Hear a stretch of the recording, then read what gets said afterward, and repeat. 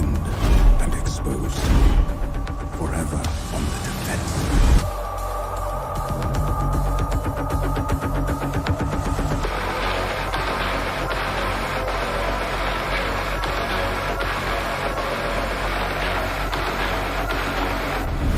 But no longer.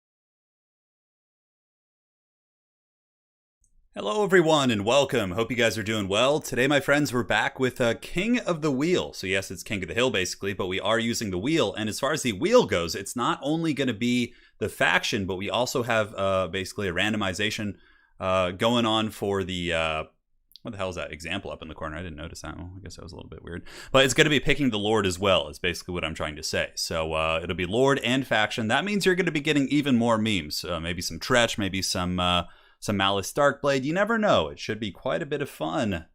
Yes, yes. So it is a King of the Hill, and I'll be starting off in the first game. I slept in a little bit late today, so sorry if my play isn't the sharpest, but we'll be going hard. Should be fun. Yeah, that intro is really, really good. So the first thing we're going to be doing, of course, is starting off by doing the army selection. So let's go ahead and go to the army picker here. It's going to be myself against Chosen One here in the first game. Certainly a very fearsome first foe. Hopefully he'll be able to take me out so I can go back to casting. But I felt like playing at least one game today and having some fun. I know we could get Nakai. I mean, any number of lords could be picked here. This could be an absolute meme show, to say the least. So let's go to the army picker here. Here it is. I saw this one actually on Heir of Carthage's stream. So big shout out to the guys who made the Ronald's faction picker. So we just click this and check it out. It does some witchcraft. It's very, very cool. Generic lords are not on the wheel. No, so it's going to be legendary lords only, if I'm not mistaken. Because I think it was designed for campaign, for like picking a campaign, but it works for what, you know, our purposes as well. So, all right, so this is going to be for myself. So let's see what we get. Even has like the dramatic little sounds and everything. It's perfect. I love it. Chosen one. Oh, Empire. Defender of Oh, I get High Elves and Larry. Oh yeah, dude. Okay, that's pretty sweet. Okay, so I am High Elves with Larry. So Chosen One is going to be getting. Give him the dwarves. Give him the dwarves. Come on. Oh no. Oh. Lizardmen with tic-tac-toe. Wow. Okay, this should be interesting. All right. So you are, let's go ahead and go back over to the game right now. And here we go. So you're Lizardmen with tic-tac. And I am Larry. All right, so that's definitely favored for me. That's not to say, you know, I actually played this matchup a couple days ago and Falcon beat me in it. Well, a couple weeks ago, actually. So, I mean, you know, Lizardman can certainly win it. But let's do that big old stretch. Yeah. Oh, man. Hey, Oiva, thanks for the donation to kick things off. Really appreciate that. Do you want to use your one reroll? I'm thinking about doing a reroll as well. Here, I think I'm going to reroll too. Okay. I will reroll. So, I'm going to do a reroll because, you know, I like, that's, yeah, Chosen One's like pointing out, he's like, dude, that's like an auto lose. So I'm going to be a gentleman here and we're going to go back and do a reroll for myself. So every player gets one reroll. You know, basically if you get some faction you're terrible at, but it's also a risk. You could get someone worse. Come on. Who am I getting? Oh, Empire? Norska? Skaven? Okay, Tomb Kings with Cetra. I dig that. All right. So we get Tomb Kings with Cetra, which I am actually happy about here. It's a little bit more fun. We'll get Wookiee up to block my army. And, yeah, let's get the little Wookiee going a little bit bigger here. Very good. So we got to update the scorecards from last time. Cool. No scores yet. Ziggy Williamson combine forces and become Larry Daxel. Ooh, that's some next level stuff, dude. Some big games. Okay, I am now Tomb Kings with Cetra. Some pretty good lore choices for sure. This is definitely a little bit better for him. Because, like, if he had to bring Tic-Tac-Toe, I just bring Tempest and his lord's, like, instantly dead. Yeah. Okay, like, Larry Tempesting Tic-Tac in his Air Force is just, like, instantly dead lord. So, yeah, that would have been really, really unfair. So we will go with Tomb Kings now. Where the hell are they? It's been a while. All right. We got to bring Cetra. Cetra, of course, is the lord we'll be bringing. Oh, do I do the Chariot of the Gods? It's so much fun. It's so much fun, man. All right, get two of you guys. It's fine. Do we want to get that as well? Cetra can be on the Big Sphinx. It's always fun not using Arc in the Black. Kind of mixes things up a little bit. Yeah, the app is pretty awesome for sure. I saw it first on Heir of Carthage's stream. I saw him doing it, and I was like, oh, that looks really cool. I can't remember if he was using it for multiplayer. I think he was. But yeah, it was really neat for sure. All right, that looks fine. And now for the battle line. We got to watch out for rock drops and all that sort of treachery for sure. It can be quite obnoxious. As far as big dinos go, I mean, not too worried, but again, there still is that variable of having to deal with them. Cetra's a pretty good monster combatant. He doesn't have anti-large, but you can overcast Cursed Blades on himself, and it actually gives him bonus versus large, which is really, really good. So we'll see how our foe here does with the great Tic-Tac-Toe. Part of me wants to bring some like carrion just to be a little bit of a distraction there. We'll see. Okay, that's fine. Definitely need some anti-infantry tools. The Nurgling will leave, it's basically just an army blocker so that if Chosen One wants to watch the stream and hang out, and he doesn't accidentally see my army and, you know, pretty much ruin the outcome of the game. So that is the jam there. All right, so we have to deal with little annoying chameleons, obviously. Chameleon skinks are always a thing. Very, very good unit. And now we need some anti-infantry tools. Lizards tend to go like super wide in this matchup and just go crazy with a ton of infantry and just swarm you. That's been my experience at least. I feel like we have enough anti-large here probably. We can get the Sepulchral Stalkers maybe. Yeah, no, it's on purpose. Wookiees is supposed to be a screen blocker right now. Yeah. When we load into the game is when I'll switch off it. Yeah. No stress, my friends. No stress. Can get you and get you as well. Looks great. Do we want some carrion is the question. Carrying against tic-tac-toe. I mean, I guess it is something that'll buy me some time. If he's got, like, the annoying Pterodon squads. Which, you know, they're inevitably going to be Pterodons. Pterodons will certainly be here. We could do some skeleton horseman archers, I suppose. Get one of you guys. And then we can get our paws on some anti-infantry pieces, I think. Yeah, like skinks. We need to deal with the little skink bastards. They're pretty annoying for sure. All right, let's cut this. Man, Setcher is so expensive. That's the only downside of him. He's really, really pricey. 5 cannons in my army. So if you mean 5 Screaming Skull catapults, that's the way to live. That is the way to live right there. All right, looks fine. Cool, ready. Yes, you... Oh, wait, you want to reroll also? If so, let me know. I said I was rerolling. So yeah, he has the opportunity to reroll too. So he said... Yeah, so I said, I will reroll. He says, I like it. No, I like it. Let's go. Okay, so I don't think he said he was rerolling, but let me know. We'll go from there. Bone Giant? Bone Giants are okay here. Ready. All right, so we got our army. I think we're good to go. Feeling pretty good about it. It's pretty well-rounded for sure. We got Big Boy Setcher leading. Chosen One stuck on tic-tac-toe, unfortunately, but that's the way of things. Yeah, I know. I could go full meme here. Like, full just off the rails. You know, I wonder if I should. I don't know. Yeah, you know, it would be... Kimsey sent in chat saying, I'm still annoyed that Screaming Skull catapults don't actually scream. Yeah, it's pretty funny. They should. They should, for sure. So I wonder, part of me wants to try something really crazy. Like really, really crazy.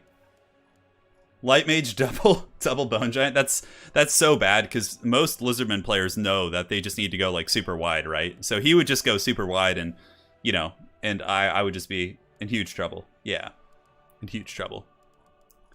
What I was thinking about doing is doing like a full kind of kite build where I basically just have like a bunch of like mobile units and stock units and like a really, really sneaky snake build to say the least. And then you can get like some War Sphinxes, some mobile monsters. Yeah, the Wookiee picture is definitely pretty scary. We're going for a more standard build. Hopefully Chosen One just beats me here, so I can get back to casting. Yeah. I might be able to get past him. We'll see. You know, tic-tac-toe here, he's really cheap, so he allows you to go even wider, and he still has good armor piercing, so you can basically sit tic-tac-toe on top of like an Ushabti Grepo, and he can shut them down for a long period of time. He's not an absolute meme here, in my opinion. Still, obviously not the optimal choice by any stretch of the imagination, but, you know, you guys get the picture. All right, so let's go ahead here and get rid of the Nurgling, and now we'll be loading into the first match, which is going to be Tomb Kings here. We got a couple Skeleton Warriors. No Ark in the Black. I usually like to use Ark in this matchup, but Setcher is also quite good, so no complaints. We have a couple of basic Skeleton Archers, including the Blessed Legion. Like so, yes. yes. And then we have the Spears on the flanks, Spears in the back. And we need to leave some room for the Ushabti Grapos, though, because they're going to be hanging out. And we do also have some Necropolis Knights. Just one. Kind of a sweeper, because I figure Setcher plus the Necropolis Knights would be enough to kind of handle, you know, a number of threats when it comes to the infantry game. Horsemen, and we have Nehekar Horsemen here and here as well. Cool. I think we're all good. Yeah, the Skeleton Horsemen Archers are nice against Pterodons. They can, like, fly under them and cause disruption. Not fly, but ride under them and do their thing, so. Random armies 2v2. Yeah, we'll do a bunch of fun stuff on the stream, guys. It's going to be a wild one. We'll start with the King of the Hill, and then at the end, maybe we'll do, like, an FFA or something like that. Yeah, I always love me some FFAs. The Doomwheel. It is indeed the Doomwheel. His army's probably a little bit more complicated to set up. Yeah, it's... Wait, is my army bigger than his? Oh, wow, he's got a small army. Okay. So you going, like, full Haggard Air Force meming? It very much could be. Which... How would I do against full Air Force? I might have some trouble, actually. I mean, I have a lot of anti-air via the archers and stuff, but... Alright, he's ready. Let's do it! Good luck, Chosen One! Alright, so, yeah, we got the Pterodons. Let's go ahead over here. Let's check the corners. Check the corners here. Make sure there's... Oh, look at that! Clever girl. Colossadon Hunters are coming. Cetra, since he's not really defending over here, we can go and just start, you know, trying to get some freebies. Ushapti Great Bows. Let's go and scoot you guys up a little bit. Scoot you guys up a little bit. Get these Great Bows kind of turned about face, and you guys turned about face as well. See, now they're coming over here. Okay, so yeah, he's going to defend his battle line. He's got chameleon skinks and whatnot. So what we could do is just go after the ones in the back here. That's going to be our better bet. Great Bows. Let's go ahead and get the single target ones shooting at you, and the other ones, yeah, they could just rip shots or whatever for now. See if we can go get some free kind of ride downs here. Little Tokyo drifting. Chosen to the gods. Yeah, we're getting some damage on Tic Tac. He's taking a little bit of work. All right, let's do this. Horsemen can come back here and go after the Colossadon Hunters, which is certainly a choice target. As a matter of fact, he probably thinks I don't see those, but if we could just goon those out really quick, that'd be really, really strong. All right, Tic Tac took a little bit of damage. We're causing some disruption with our sneaky Snake Knights, although honestly, it might not be worth it. Let's pull up some of them as well. And both Ushapti Great Bows are now shooting back here. Skeleton Horseman Archer should be able to ride under and do some really, really nice work. All right, very good. So let's pull back, get you guys going, pull you guys out on the flank. Cetra can go right up the pipe here, and let's go ahead and get Archer and have them go right against you guys. Yeah, very good. Boom, boom. And the Colossadon Hunter's having a really, really bad time against the double Ushapti Great Bow. And now this is where things get a little bit spicy. Let's move you guys up. Cetra can go in and use Wrath of Petra as well. And we pull you guys back. And do I want to use anything here? Yeah, we could use this. Pop Wrath of Petra. No problem. And now the Great Bows can switch here, and we can get one right there as well. Yeah, cool. So we're busting down those skinks pretty efficiently. We will be losing some of the battle line engagements. And let's just kind of keep drifting about. Very good. All right, archers are still going. Looks like there is going to be a Manticore summon on top of our business here. Let's go ahead and get Cetra moving this direction. Looks like they're going to be coming in. Yeah, he's actually going after the Skeleton Horseman Archers. Okay, that's cool. And we can go ahead and charge into these skinks now. Cetra just keep, pounding out the front line. Yeah, the Nehakar Horsemen can go in and fight them, honestly. Looks fine. And yeah, Great Bows, let's put them in guard mode, make sure they're still ripping those shots. And the Colossadon Hunters will be here soon, so we gotta respect those bad boys. Yeah, that's gonna be a problem. All right, so we got chameleons. Cetra needs to come back and get ready to fight. Man, oh man, that is gonna be a lot of nastiness going here. So let's go ahead and get you guys and pull all of you guys back and just form a blob fight. Cetra gets the bonus versus large, and we go ahead and use the physical resist on the Ushapti Great Bows. All right, let's just try and trap all these guys in if we can, and pull these guys in as well. Good, good. All right, I think it's going okay. It's a little bit hard to tell, to be honest.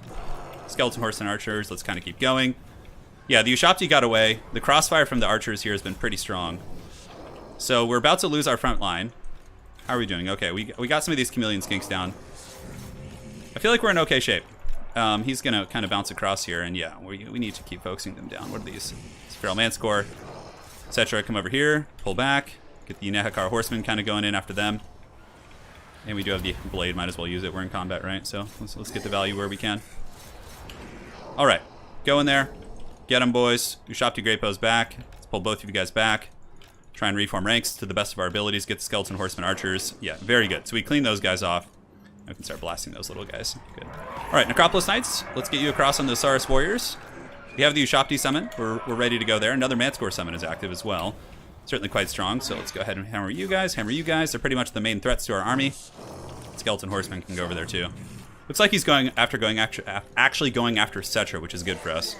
Yeah, here they come. Okay, let's get in there. We could use a Ushapti summon. I don't know if it's worth it. I don't think it is. Yeah. Okay. Let's go Cetra. And which one is taking a lot of damage? Yeah, looks like Chosen to the Gods aren't in the best shape. Sneaky Snake Knight's doing some good work though, for sure. Let's pull those guys back. I don't think it's worth using the. Yeah, let's kind of reposition these guys. Have the Necropolis Knights kind of keep pursuing here. Yeah, this is the Manticore summon, which is unfortunate. And targeting the Skeleton Horseman Archers isn't going to do too much against us. All right, Cetra, let's go. Let's go. Come on, Cavalry. Peel those Saurus. We need to get those Saurus offline. And the Manticore summon is almost gone. We still have the Ushapti summon in the back, which is great. All right, Skeleton Horseman Archers are really, really doing masterful work this game. I think we're in good shape. This is a matchup that I already think is slightly Tomb King favored, but although lately I've been seeing a lot of Lizardman players winning this one. Let's go ahead and give Curse Blade to these guys. Help them bust out these Saurus a little bit quicker. How are we doing? Okay. They're coming in. We need to get Cetra over there as well as some Skeleton Spears. Let's get the Sneaky Snake Knights, and Tic-Tac-Toe is just trapped by a bunch of those guys, which is cool. Alright, so let's go and group them together. Let's get in here, finish them off. Cetra, we don't have any physical resist buffs at the moment, but yeah, we should be able to get them here. Very good. One Ushopti's unit. Let's get him back. All right. Seems good. Seems good. Spears, get in there. Just fight the Saurus. No problem. We need to save these skeletons. Are these the... Okay, they're not ROR skinks, so we should be able to bust them up pretty good. And Tic Tac is still causing a little bit of mischief. Unfortunately, one archer unit was a little bit sloppy with here, but can't do it all right. And good. So we got those guys off. Looks fine. What do we start shooting now? Let's go ahead and drift out this way. There's basically no... There's nothing pressuring over there. So if we just move over here to that open space, it should be very strong. Cetra can go over here and just start hammering things. Shopty Great Bows, start ripping shots. Tic-tac-toe. We're saving that big nasty summon for the late game. Alright, let's go see if we can do this. Run in here.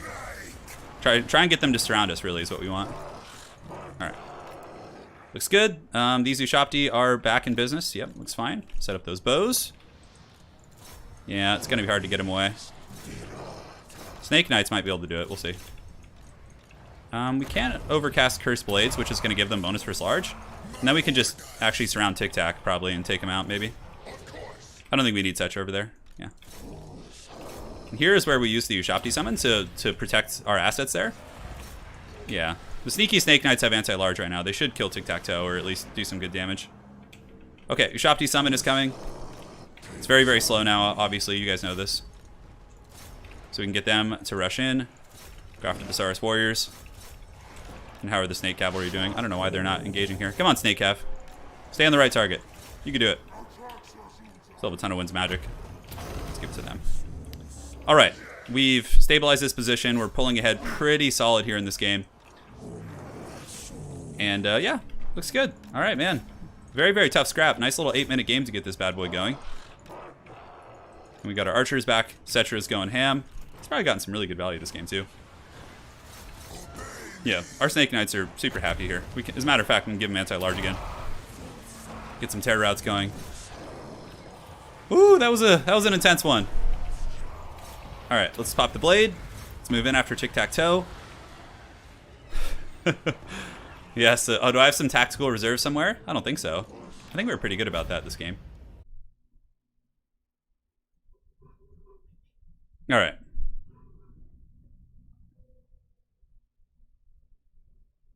Let's see if we can get some magic going here.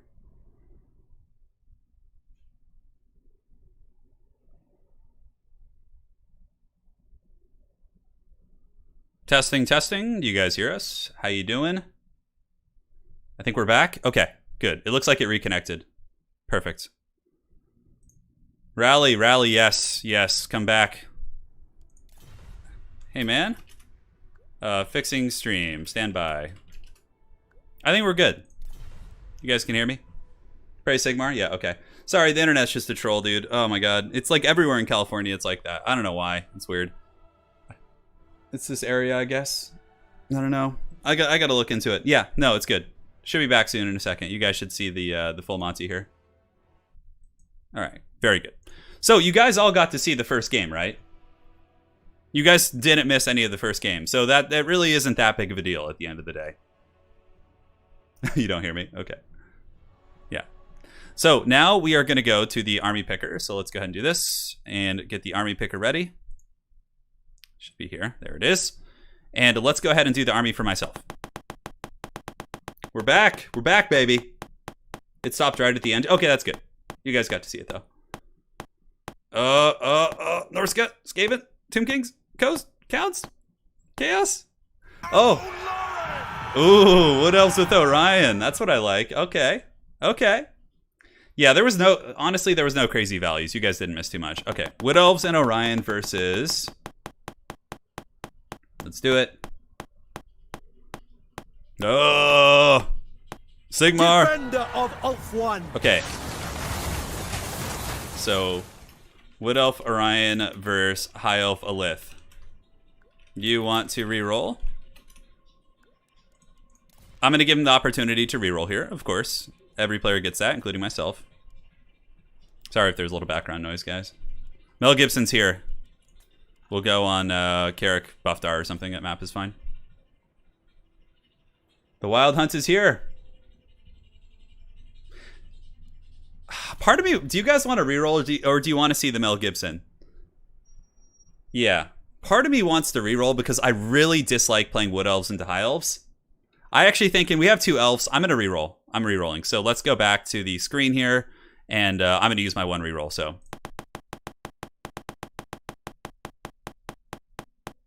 Okay. Let's see what we get. Give me Norska. No, no. Stop it. Nope. Oh, yeah. You don't want to? Dude, yeah. Hell yeah. Give me some chaos, man. No, no. I really don't want to play him into... Okay. So you do? I think he's re-rolling too. Let's go and double check. Don't worry, Mel will be back later in the stream, I'm sure. So we got Archeon. Okay, so he wants to reroll.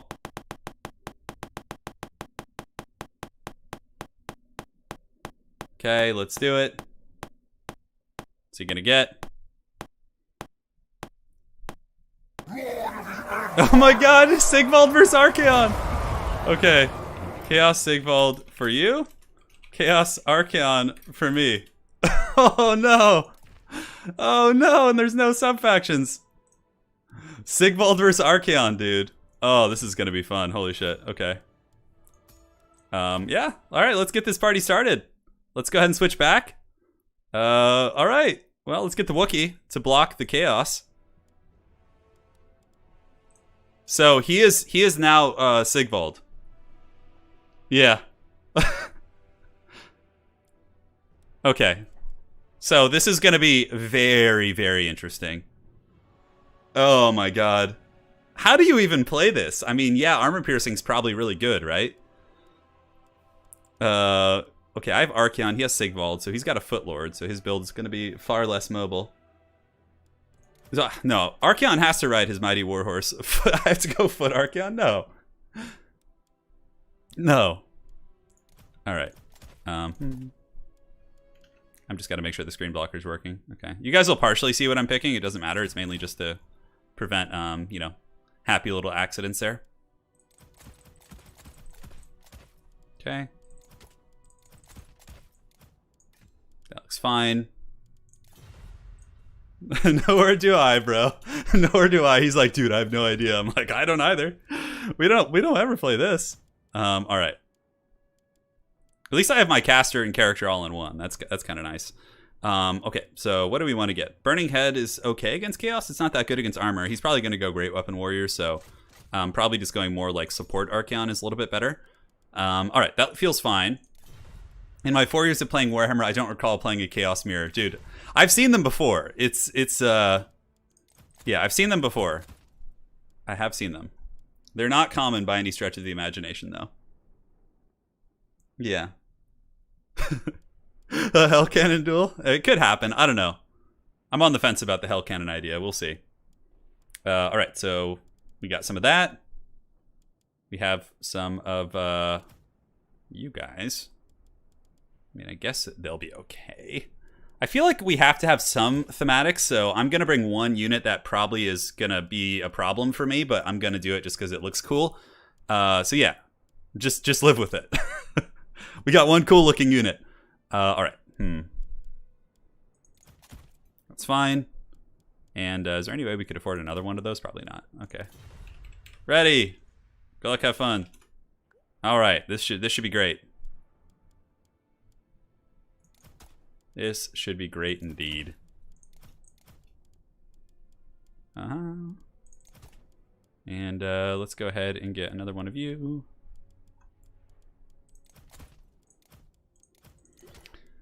Sigvald, Sigvald, Sigvald. You are going to be an unholy problem to get rid of. I am not quite sure how that is going to happen, but we are going to try our best to deal with the prodigal prince. The Dark Prince Sigvald has returned to this world. Don't worry, guys. We got some fun stuff on the horizon. This is going to be great. Okay, so let's get two of you guys actually. Damn, we can't afford those. Sigvald, he's so hot right now. Yeah, Sigvald's going to be a problem. Sigvald definitely is going to be a problem. Yeah, those things are okay, I guess. How do we deal with elite infantry is the question. That's not going to be fun.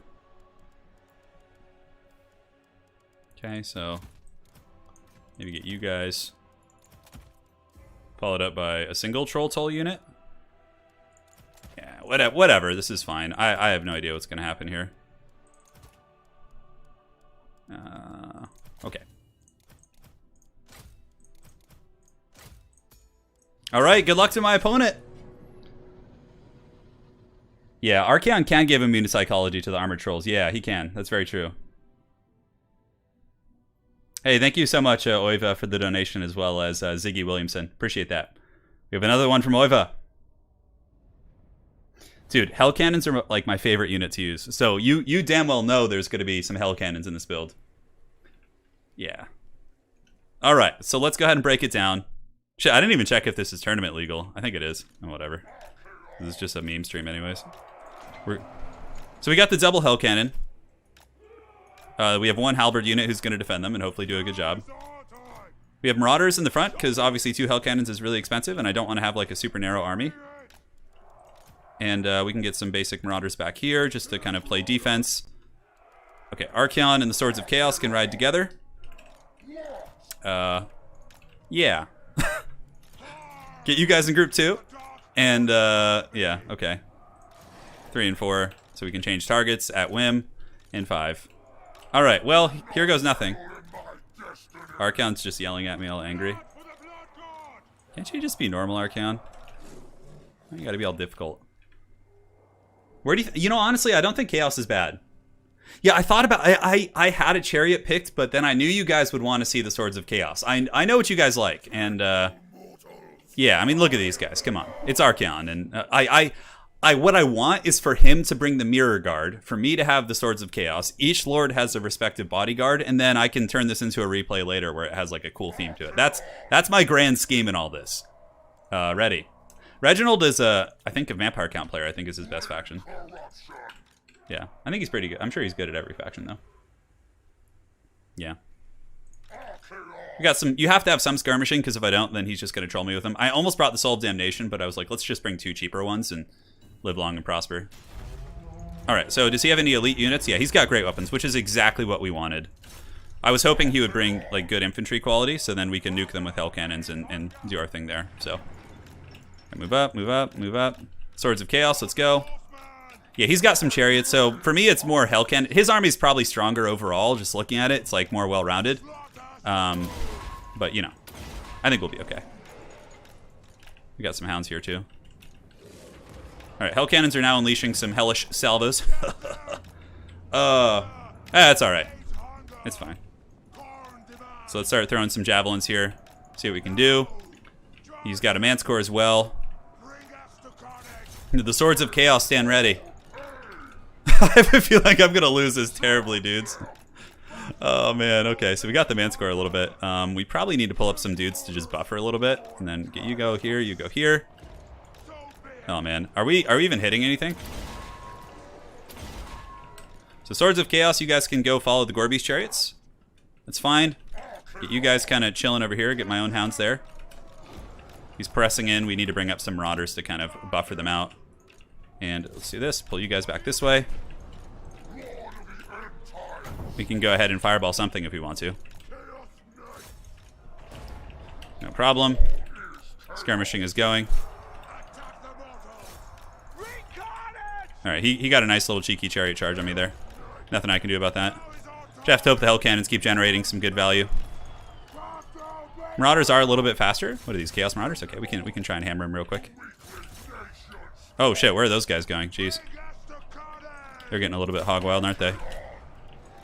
Alright, Archaon can move in here. Go after this. Archaon can use Flaming Sword of Ruin over here. Let's go, Lord of the End Times. Get that Manticore.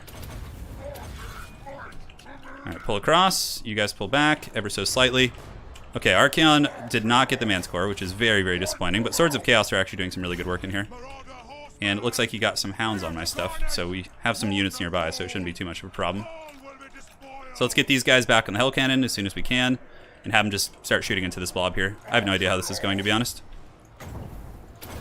We need some support, so we need you guys to start throwing here. Let's pull the Marauders in, and let's get these Hounds moving across as well. Very good. All right, so we're okay. We're doing okay. This is going to be a big factor depending on how this goes. Looks like he got, I think, a final transmutation on us. So that's very, very good. Let's pull you guys in. Yeah, Swords of Chaos are fighting pretty hard here. We got one man score down, which is a big grab for us. Pull you guys under, you get you guys intercepting, and the 2 Hell Cannons need to start shooting again. So let's go ahead and shoot you guys and shoot the Mirror Guard here. All right, great. So Sigvald's there. We need to get this other man score. Let's pull back Swords of Chaos, have them intercept the chariots. You guys out and around. The problem is, like, yeah, I might feel like I'm in good shape, but then the Hell Cannons get compromised, and I just straight up lose because I don't have enough to defend them. All right. How's Archaon doing? Archaon's doing some good work, yeah, for sure. Let's get the Marauder Horsemen just kind of circling around. Yeah, because he's getting really, really close to my Hell Cannons, which I guess have used a fair amount of ammo.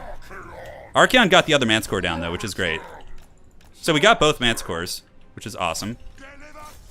Hopefully the Swords of Chaos come back from their stupid terror route. I'm not sure what's going on with them there.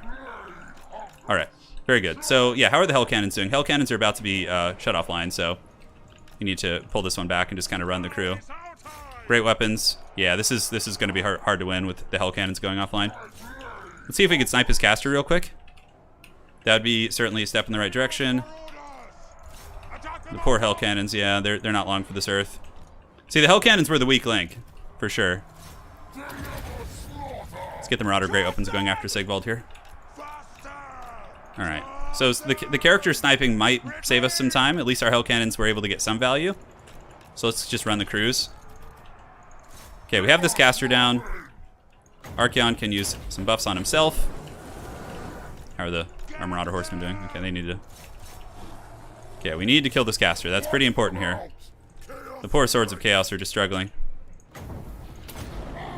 Yeah, Hell Cannons were the weak link for sure.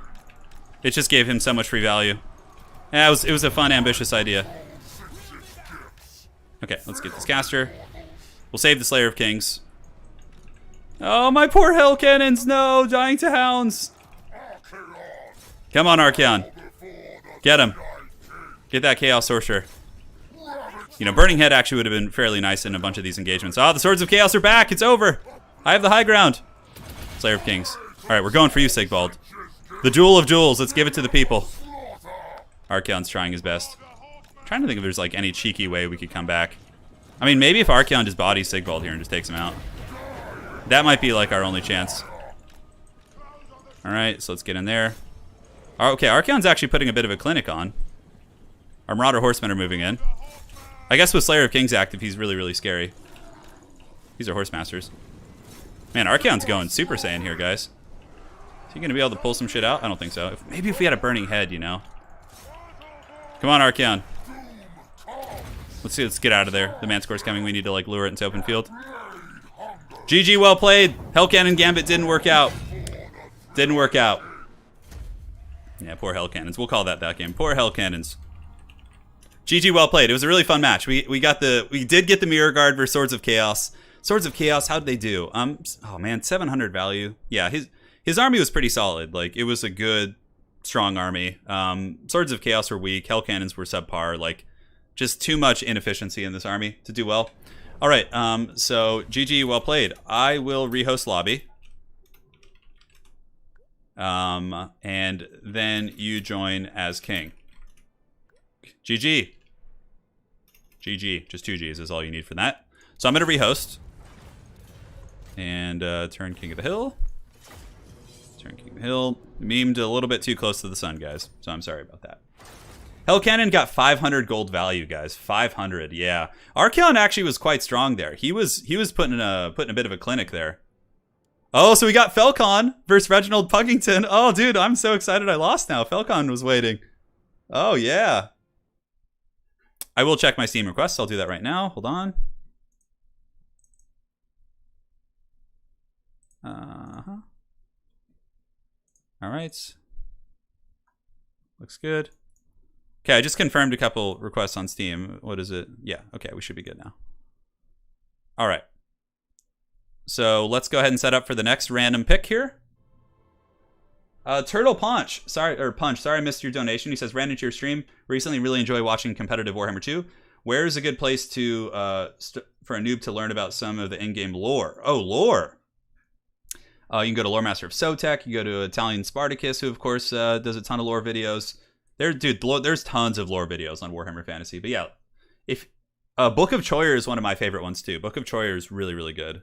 Yeah, he does an awesome job because he like adds like cinematic footage to it too from Total War Warhammer, which is amazing. So, all right, so let's go ahead and get Pug. We'll just put Pug here. The Dark Lord Felcon cometh. And yes, now it is time for the army picker. So this is going to be for the left side players. That's going to be for Felcon. That was, as I assume, one of the more fun games of the day. Okay, what is he talking about? Stand by, Felcon. I auto gen. All right, so the Wheel of Fortune is here. Sorry, wrong one. And now let's go ahead and do this. So this is going to be for Felcon. Archon was really good that game. He did well. The Hell Cannons and the Swords of Chaos were just trash. So that was really why I lost the game. Okay, so Vampire Coast and Aranessa. Coast Aranessa for Felcon. And for Puggington, let's see what we get here. Hey, Turtle Punch, thanks again for the donation. Aranessa Coast versus Tomb King's KOTH. Okay. Tomb King's KOTH for Pug. Who wants to reroll? So we got KOTH versus Aranessa. Vampire Coast versus... Yeah, they're both going sub-faction. I love it. Staying in character. Owen Kelly, we are doing auto-generated factions and lord choices. So we'll see if they want to reroll. Both players have the opportunity to do that. But for now, Reginald Puggington currently is the king of the hill with 1 win. Pug says, for me, it doesn't really matter. I'll lose every matchup. Oh, that's funny, dude. Yeah. I think they're both happy with it. We got Sartosa versus Tomb Kings. I'm cool with that. It sounds like a fun matchup to me. Thanks again for joining today, guys. Sorry about the crash in the beginning, but hopefully the internet will be fine from here on out. We're going hard. No mercy. Hail the mighty, baby. I hope we get to see some hailing of the mighty. You know there's going to be some like Haggard, Sartosan infantry and stuff like that. Oh, man. This is cool because we did do the Wheel of Fortune where it picked the faction for players, but this is nice because it actually forces them to play unorthodox lords as well, or puts lords in like weird matchups. The memes must flow. Okay, they're staying on it. We're on Iron Sand Desert. Map is set. So now we just kind of hang out and enjoy each other's company. Yeah, it's not necessarily a wheel, but it kind of is. Yeah. Aranessa against Tomb Kings, I mean, not terrible. She can lock down any of the constructs and has anti-large and is somewhat durable as far as a character without healing goes. So, yeah. Does anyone know when Warhammer 3 is coming out? No idea. I would imagine, like, end of the year would be my guess. Trashed. So, I don't know. Maybe, like, September, October, November, maybe December if they want to get real spicy with Christmas, which I'd be fine with, you know, whatever. Anytime in that time. That would be my guess. But again, you know, with all that's going on in the world, maybe it could be pushed back a little bit. I have no idea, to be honest. So we got Felcon against Reginald Puggington. Felcon's certainly going to be a very fearsome king to get off the hill, unless he memes really, really hard, which he looks to be doing so. Sartosa is pretty memey, for sure. No, it's just Legendary Lords. Yeah, just Legendary Lords. The wheel does include Rakarth, I believe. Yeah, I think it does. Your boy Rakarth is indeed in the pool. Although on the website it says when it was updated. Let me go ahead and double check that, because they might not have updated it yet. It's a really cool website. I wish I could give a... Yeah, here you go. So if you guys want to see this, you can use this for your campaigns if you're playing with your friends. Here's a website here. They have a donation link. It looks like it was last updated in July. So yeah, probably it might not have Rakarth. I'm not sure. Let's lower the noise a little bit. Yeah. You guys can see the website there. That's the one where we're doing the auto factions from. All right, both players are ready. Let's load into this bad boy. Let's see if the mighty are willing to be hailed this day. We'll go from there. And we will go from there. Cyrenes are actually very common in this matchup. There's a fair amount of magic damage, but yeah, with KOTH being the lord, you can probably assume there's going to be a casket and or sandstorm. Sirens might be slightly riskier with the guaranteed KOTH pick, but Arkan is very common too, and he kills Sirens, so Cetron to Chariot also kills Sirens. So that's a really strong pick, actually. Chariot of the Gods like kills the Sirens with Wrath of Petra in a matter of seconds. It's very, very powerful for sure. Yeah. So we'll see. I mean, I would imagine, yeah, Sirens, like I said, they're fast. They have good armor piercing. They can chase down Great Bows. They do a lot of work for sure. So I don't believe there's a screen blocker up. Nope, looks good. So for the forces of Sartosa and Felcon, it's going to be zombie-powered deckhand mobs into the sunset, halberds here, as well as triple Siren. And yeah, the Sirens, sticky, 48 speed. Just got to avoid some of that witchcraft that the Tomb Kings can bring to bear.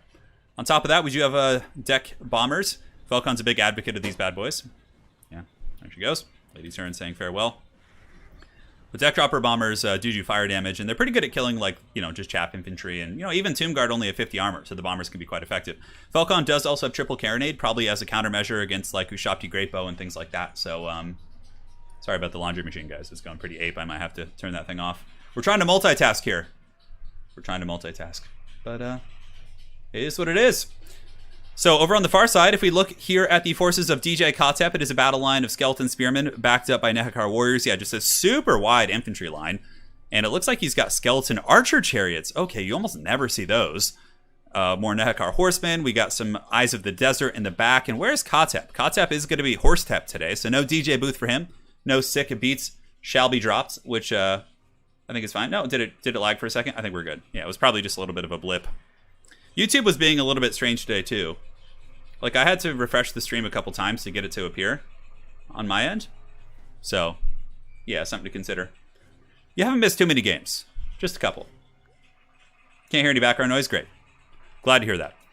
Grand Herald KOTH does have the Vortex or the Darude Sandstorm, although he does not have the booth to amplify it. But if he had brought the booth, he would have lost like 100%. Felcon was ready for the booth. He brought triple Carronades, and KOTH would have been dead in a matter of seconds. So definitely very, very strong that he didn't bring those.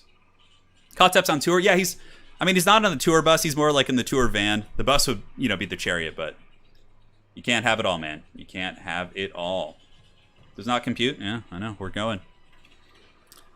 So Aranessa Assault Spite leading the front. Looks like there is a Vampire Caster. Obviously, Aranessa cannot be healed because she's living. The Gunnery White here is with Scab's Graith is a very common tech piece. Normally, you see Caster Lord with 2 Scab's Graiths on the Gunnery Whites against Tomb Kings. It's incredibly strong. It does a ton of damage for sure. A ton of damage. KOTH uses Pocket Sand. What does he do? Dale Gribble now? Let's see what the players are saying. Good luck, have fun. Felcon says he's going to bring the Salt. The one disappointment I have with Felcon's army is that there's no Mighty being hailed. The Mighty is not going to be hailed. No big Van Geist Revenge. Granted, it wouldn't be that good. Although there is a really haggard combo with Aranessa if you want to meme super hard. You basically net someone, and then you use Van Geist Revenge to kill them when you have them trapped, which is really, really funny. So the Tomb King's army moving forward, you can see right now the Bombers getting great value, able to just absolutely nuke these Nehekar warriors. Yeah, those things are so good in this matchup. Typically, you need like some sort of missile piece to stop them from doing this, because this is just devastating, right? There's only 10 armor here and 15 on the Nehekar warriors, so they're just getting eviscerated by these bats here from Felcon. Some brutal, brutal play.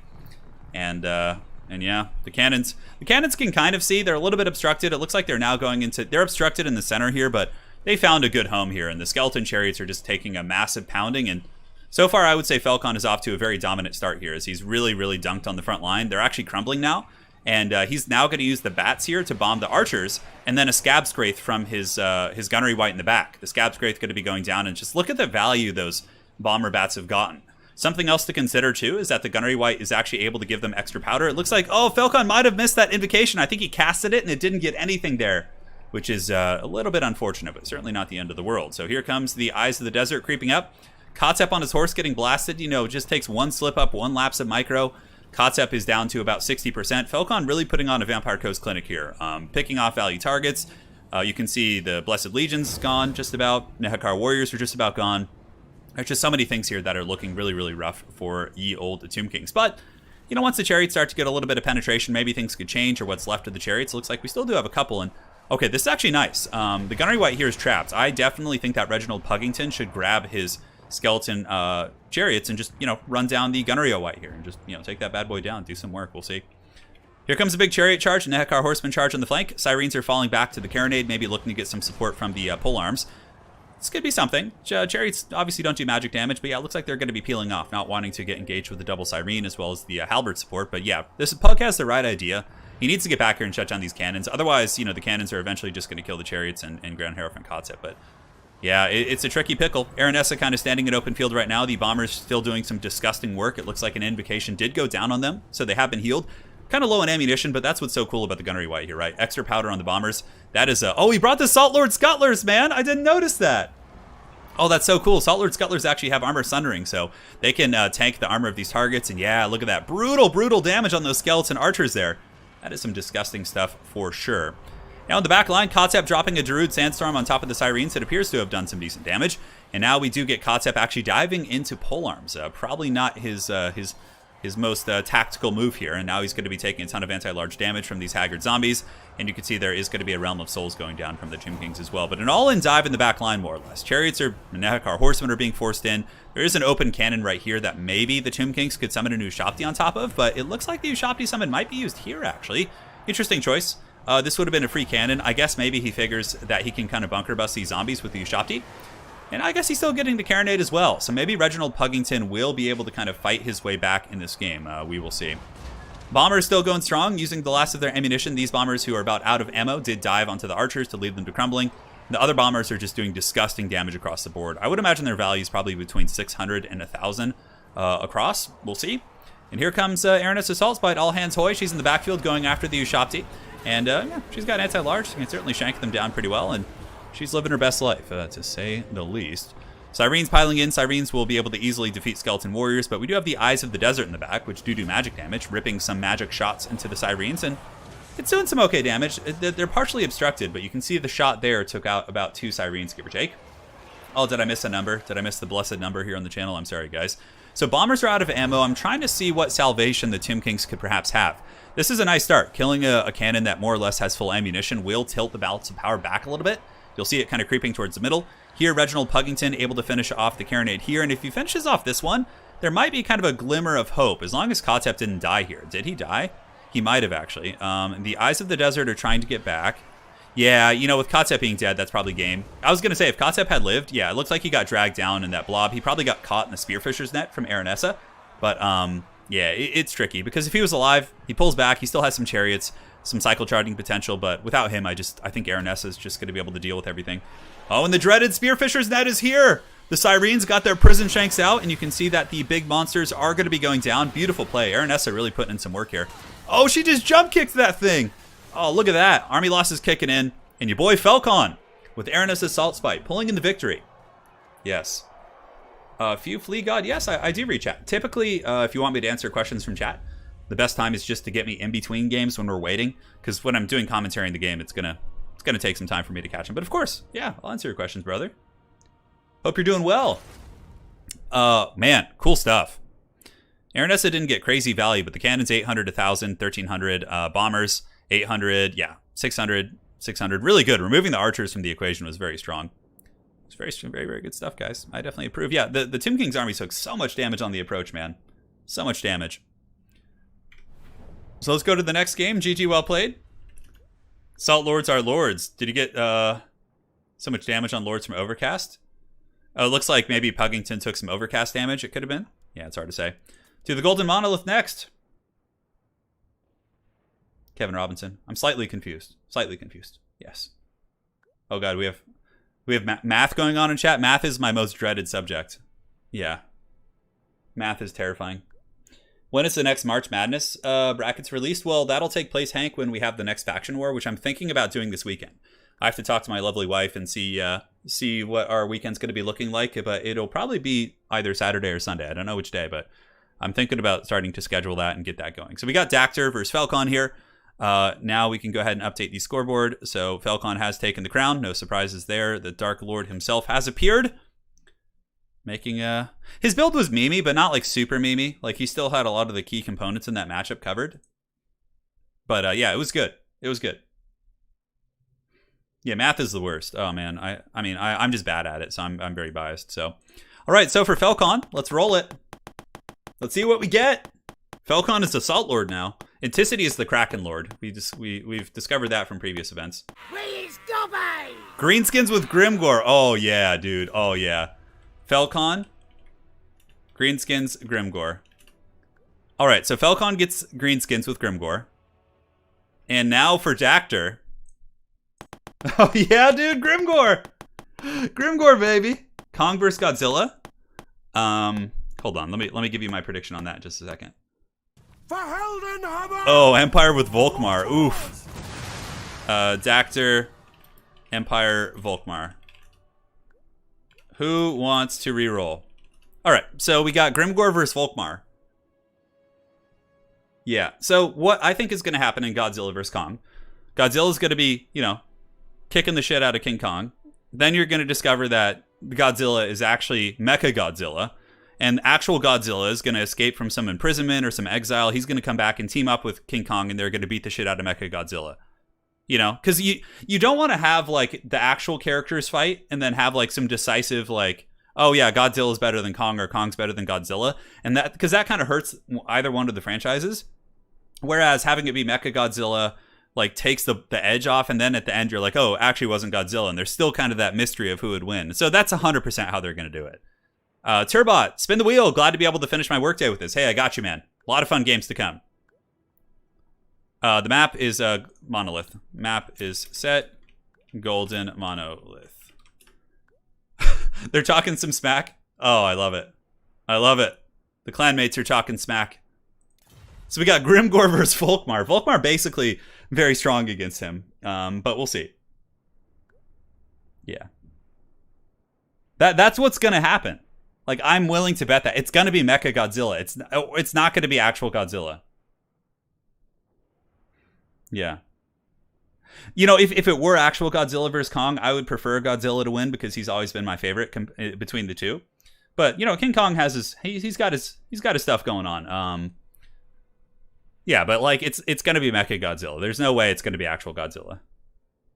Yeah. And if it is actual Godzilla, they'll find some way to make it like a stalemate at the end, you know? Sneaky Brit, thanks for becoming a member. Welcome to the Dukes of Haggard. Chase Gilbert has a really good speculation as well. They'll fight, but neither will win, so they can make a crappy sequel. Yeah, you know, that's another option, which I hope they don't do. Where they, like, leave you, like, you know, kind of cliffhanging there. Grimgore's coming, baby. The Iron Hide, Sneaky Brit, man. Welcome, welcome. Thank you so much. All right, so let's go ahead and load back into the lobby.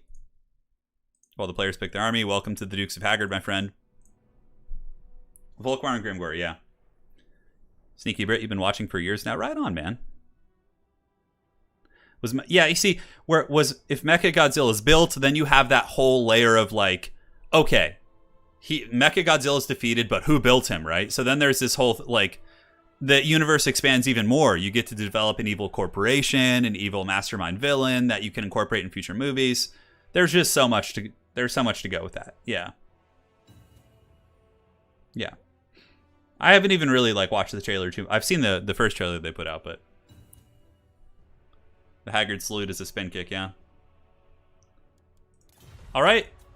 It's time. Grimgore Ironhide versus Volkmar the Grim. If you guys haven't seen it, we did a video today talking about the legendary lords for the Empire from best to worst. So you guys can check that out.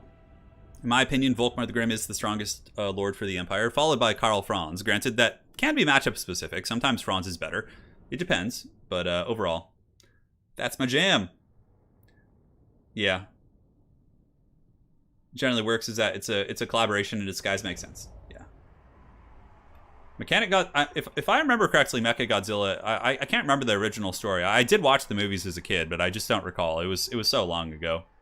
It could be, yeah. Maybe they built Mecha Godzilla to, you know, fight to protect themselves against the big monsters, and then like, yeah, it could be like a rogue AI, or it could be like an extremist who you know wants to get rid of the big monsters with Mecha Godzilla to, you know, protect humanity. But you know, obviously, like, you know, there's a double-edged sword there. So, yep, we'll see. Dr. Robotnik as the surprise crossover. Oh my god, that's such a meme. All right, guys, so for the forces here of Felcon, he's got goblins backed by Spider Rider Archer, so he does have some elements of competitive greenskins. Orc Boar Boys, of course, okay against Empire Knights, and he does have the Chungus Rogue Idol, so he's got the Rogue Idol here chilling, which normally is pretty god-awful against the Empire, but yeah, pretty much always awful against the Empire. But I'm quite eager to see how it does, because a lot of times in this matchup, Empire will bring a fair amount of powder. And you can see here, there's triple war wagons as well as a steam tank, which are just going to have a full rock-hard erection to take down the rogue idol. So we'll see how this goes. We will see how this goes indeed. So Falcon's army, you can see here, he does have Grimgor, an Orc Shaman with Foot of Gork, and it looks like a Goblin Big Boss as well.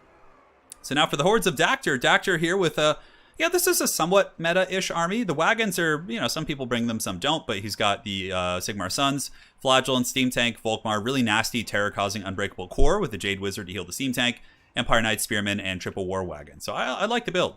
I've used builds very similar to this where I just don't use the Steam Tanks. Instead, I get some like Knights of the Blazing Sun, upgrade my cavalry quality, but this should honestly work okay. Yeah, a basic Rogue Idol. I mean, the basic Rogue Idol is even more of a meme than the Biggin, in my opinion, because you almost never see the basic Rogue Idol.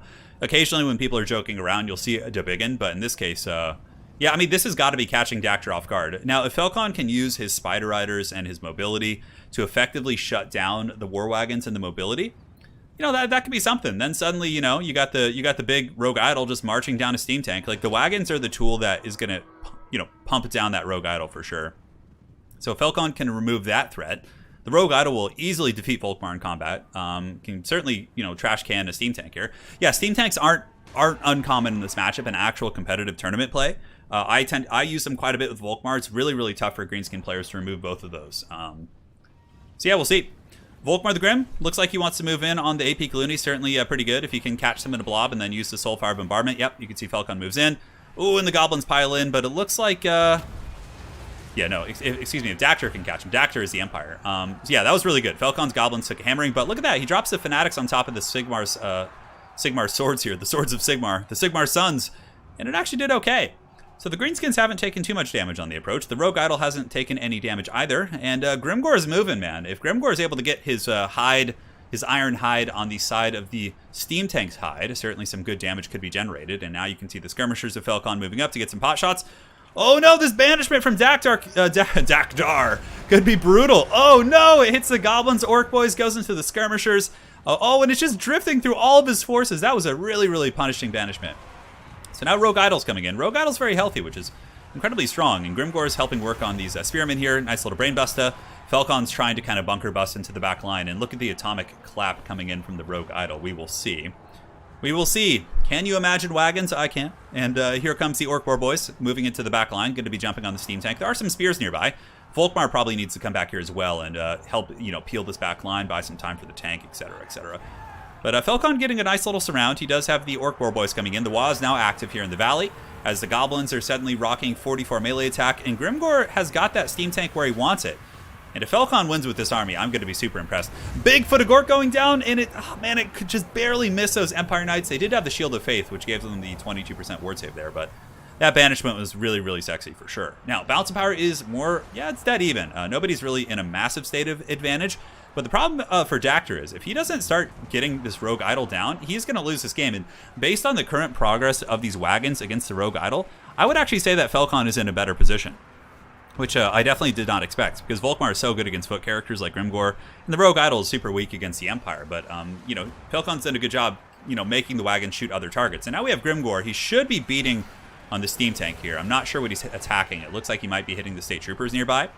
And look at this, the Rogue Idol and the Goblin Big Boss are just like waddling after Grimgor and getting some thick damage, dude. Volkmar the Grim definitely taking a righteous hammering. Man, always a pleasure to see these shenanigans. Yeah, the Rogue Idol, I'm curious about its value. I mean, it's probably gotten about 600 or 700. It's been struggling to catch its targets for sure. But now the Steam Tank is a little bit kind of just trapped up on some cheap Haggard cavalry.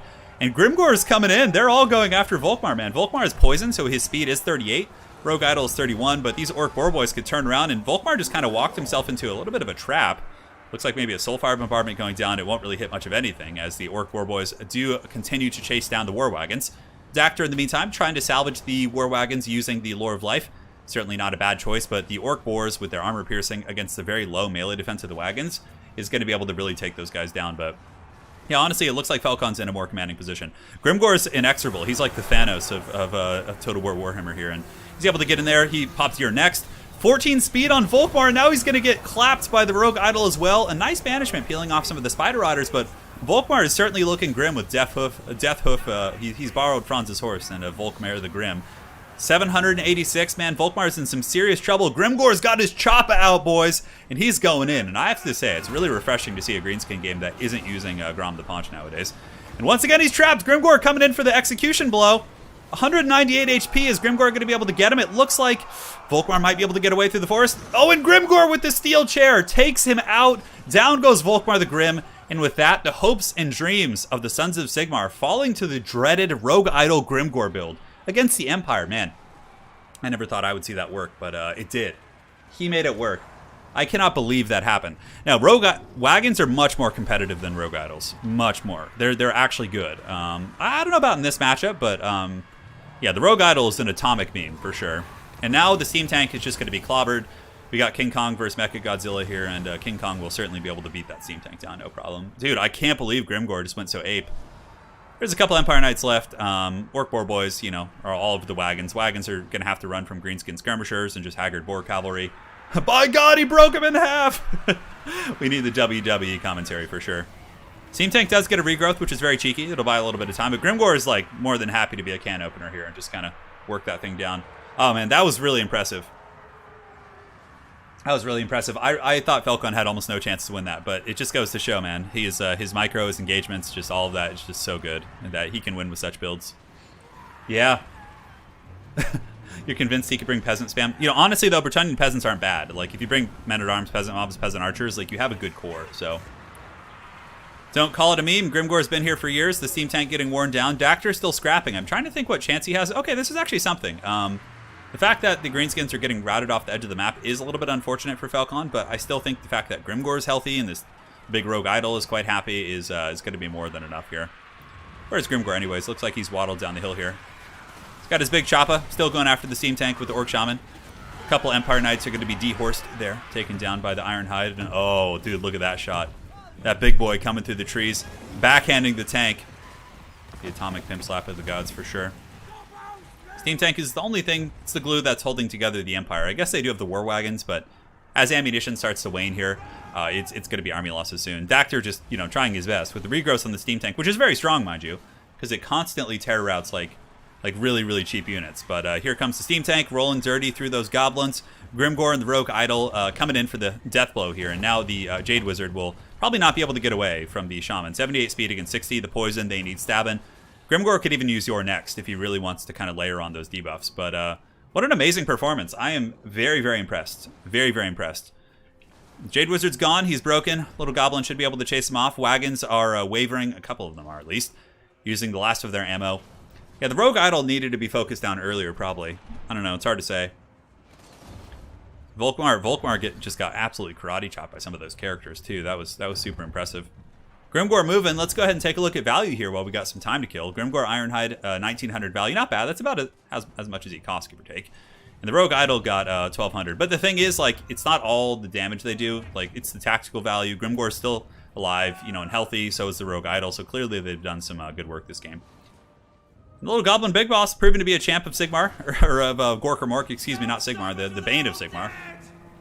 Chasing down the war wagons and kind of poking those guys, getting some good value. Army losses any second now. It's really just the Steam Tank. So yeah, we gotta have our waddling battle. I mean, I'm trying to think if the Empire has any weird, cheeky way of winning this. I guess they still have a lot of ammo in that Steam Tank, but it looks like the Meme Tank is charging the Rogue Idol instead of shooting, which is interesting. Yeah, here it comes. Shooting a cannonball downtown. It does miss Grimgor. He's able to move past that like an 80s movie action hero. The Rogue Idol coming in for the atomic clap here. Let's see if we can catch the Steam Tank. Grimgor and the boys moving in. And looks like he just decided to fall over, which is quite hilarious. Wargub's Meiji Marauders do intercept the Steam Tank, but in a matter of seconds, they'll probably get terror routed. Yeah, like 1 or 2 shots, and they'll probably be routing here as they do waver. 420 down to 360. That is a big, big blow. I would imagine, yeah, now that the Goblin is on this and there's poison. Grimgor, of course, is, you know, got okay mass. He still gets knocked over, but yeah, that Steam Tank, not long for this world. Not long for this world. So hopefully you guys enjoyed that one. Will be army losses soon. Hopefully Dactor doesn't draw kite around the map. That'd be really funny. Wouldn't that be? The clanmates, just the dreaded draw kite. The Steam Tank just riding in circles. There's army losses, and I would imagine Dactor will probably leave this game. Although he could stay if he wants to, and what is this, a foot of Gork? He's got a foot of Gork the Steam Tank. Let's actually see what kind of damage this does. Okay, 23, I could have swore I saw Foot of Gork. Oh, it looks like the Orc Shaman got knocked over. Here it comes, baby, the Foot of Gork. Yeah, the big boss was definitely a beast. Okay, I don't know if that actually did any damage. It does damage per model. Oh, and the smash! That's so cool looking. The Rogue Idol with like the overhead punch crushing the tank. Dude, that's so cool. That was so cool. Draw guiding for 50 minutes. He wouldn't be able to though, not with the Goblin Big Boss on its tail. All right. Wow! Holy shit! 3,000 value on that Goblin Big Boss.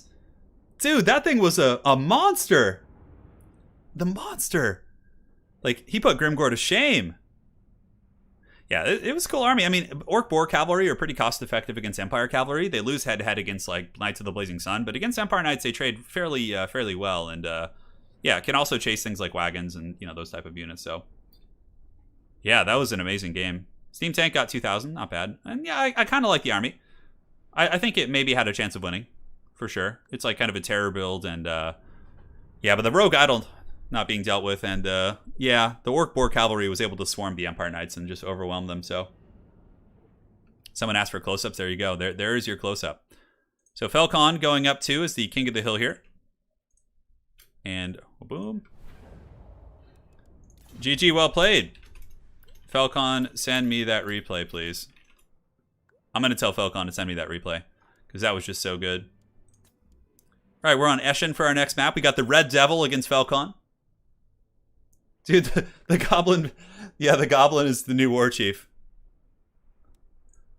Send it, dude. I gotta cast that replay separately. Yeah, okay. So now we go to the Army Picker for your boy Felcon.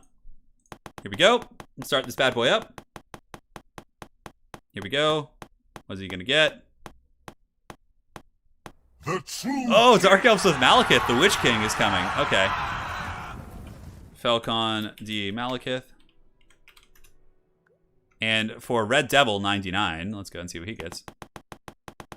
Volkmare and Sigmare. Oh, yeah, Sigmare. How could I not? Okay. Man, Sigmare is really good. The true king. No mirror matches. We're re-rolling that. He literally got Malekith, too. Like, Malekith versus Malekith. Come on, screw that shit. Okay. Please stop it! Oh my god, Greenskins and Grimgore again? Okay, that's fine. And red is Red Devil. You guys want more Grimgore? Here you go. Red Devil, Grimgore, Greenskins. Yeah, so Felcon on Dark Elves is terrifying. So who wants reroll? So they both have to declare it now.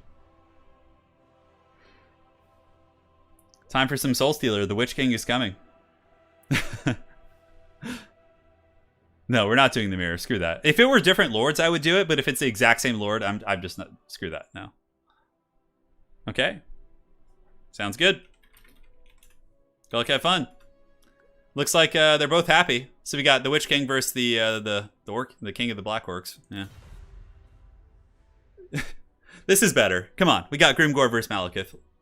Stop denying the mirror guards. I'm denying them. They've been pushed back to the abyss here. Let's go to the local army recording. Felcon is up 2 in this King of the Hill series. Let's see what happens. All right, so one sec, guys. I gotta approve some friend requests here. Very good. Great. So what will we see? Probably Malekith. I think Felcon's going to treat us and bring him on a dragon. I hope so. I mean, he knows he's facing Grimgore. It's not like it's Grom or Skarsnik who can rampage him. You still have to worry about Mither, I guess, but that's pretty much it. Hey, Caleb, welcome to the stream. Welcome, guys. We're having a good time. Borderlow versus Thorgrim. That's pretty random.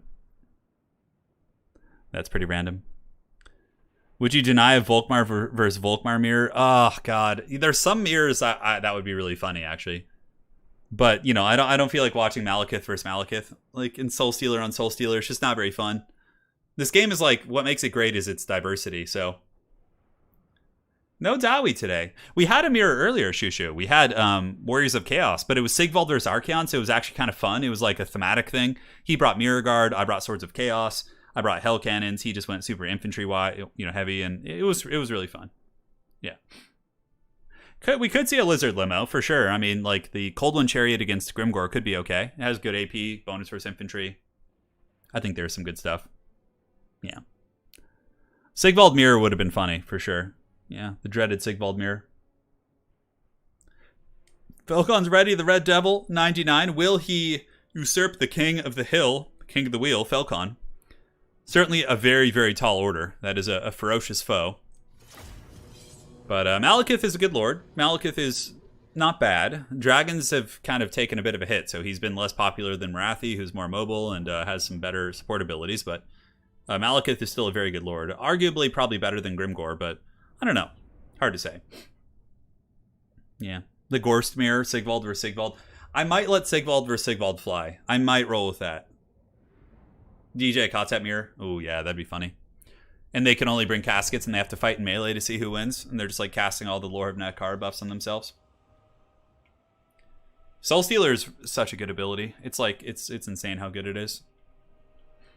All right, guys, so here we are. Oh, the Witch King rides, or flies. Yes, well, he's riding a dragon technically, so. Malekith on a dragon, Dreadspear front line, backed up by Dark Riders and Slaanesha's Harvesters, I think, in the back here. No, actually not.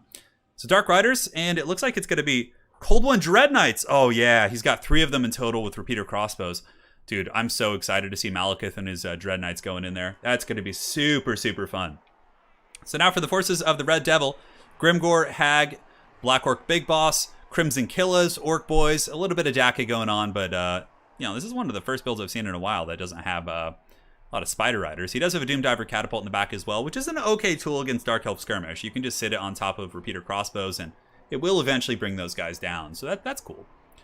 Yeah, he's got some light skirmish too. He's got 2 Morgrub's Magi Marauders, 2 skirmishers, one of which is Morgrub's Magi Marauders, and 4 Goblin Spider Riders. So they should be able to at least kind of, with proper micro, give some trouble to the repeater crossbows. But knowing Falcon, it's not going to be too much of a problem, so. Yes, it is time. The Crimson Killas is here. Not too many good targets for them. I mean, obviously they'll massacre Dread Spears, but the problem is Falcon is simply going to use his repeater crossbows to nail them down, and he'll use Malekith's Breath Attack to probably kill them when they're trapped up in melee, so. Yeah, Heavy Cavalry can do well. Greenskins are a little bit weak in the Cav game. They have some counterplay via the Mithers and throwing chaff their way and just kind of swarming with numbers. But yeah, the Dread Knights, with proper micro can be quite devastating, for sure. I tried the dreaded build. I see that. It's beautiful. It's beautiful. Yeah, there we go. Falcon giving his opponent a tip about what he's bringing. And here it comes. Malekith, the Witch King, up in the trees here. Awaiting atop his throne of skulls. So cool. Look at him. Malekith is a really cool character. It's like basically Darth Vader in Warhammer Fantasy. Ready for some crumpin'. The tragic hero fall. He's got that whole arc. Let us know who you're rooting for in chat. You guys pulling for the Druki, the Dark Elves and Falcon, or the challenger, Red Devil, coming in to attempt to steal the crown from a very fearsome foe. I have a very bleak feeling that the Dark Elves are going to run this army over very, very quickly. I feel like Malekith is going to get a disgusting Soul Stealer that's going to hit all of the characters here. There's going to be a big Breath Attack that is going to massacre the Crimson Killas who are in guard duty in the back. We'll see. We'll see. A little bit of cat and mouse. Little bit of cat and mouse, but yeah, Malekith is really cool. So correct me if I'm wrong, but when the old world comes back to tabletop, right? When Warhammer Fantasy comes back, Malekith would have still been alive at that time period, right? Like he would have been there. Now at that point in time, whoa, so what would that have been? Like 300 years before modern Warhammer? Yeah, Malekith would have been alive for sure. At that point, was he the Witch King, or was he at that point? Because I don't know the timeline of when like he got burnt and everything. I really don't know a lot of lore about Malekith, but is there a chance, is basically what I'm asking, could Malekith be in the rebirth of the old world as a legendary lord for the Dark Elves? Because if he was, man, that would be really, really cool. Be really, really cool indeed. Because, yeah, he's got to be super old, right, Malekith? Like, all the elves usually are quite aged. So on the flanks here, Dark Riders coming in. Falcon's more than happy to eat shots on the Dark Riders, although they're not shielded, so it's not going to be, as pleasant of an experience.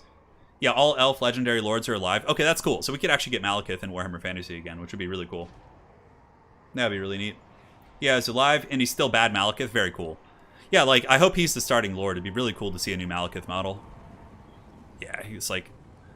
I really like painting black armor, and I love purple color schemes. I use that for a lot of my my Emperor's Children as well as my Empire army.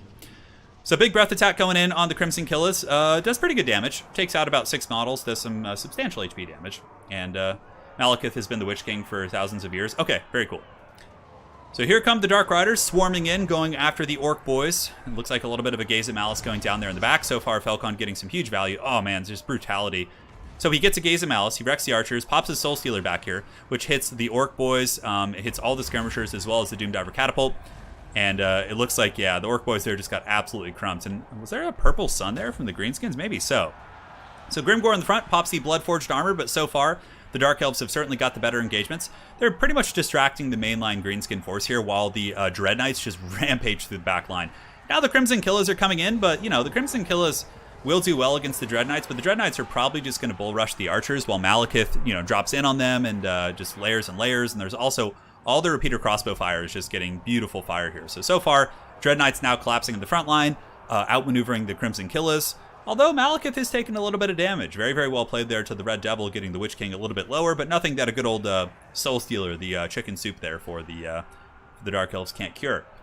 Do I play 40k? Yes, I do. I play Death Guard, and I play Chaos Space Marines. Those are my main 2 armies. I have a pretty big force for both of them. I probably have about 3,000 points of Death Guard and 2,500, 3,000. Yeah, probably 3,000 of each of them. Yeah, for sure. So Malekith with another breath attack. It doesn't really hit home that time. I would imagine right now he's landing to get another Soul Stealer. Going to be looking to nail this whole blob here.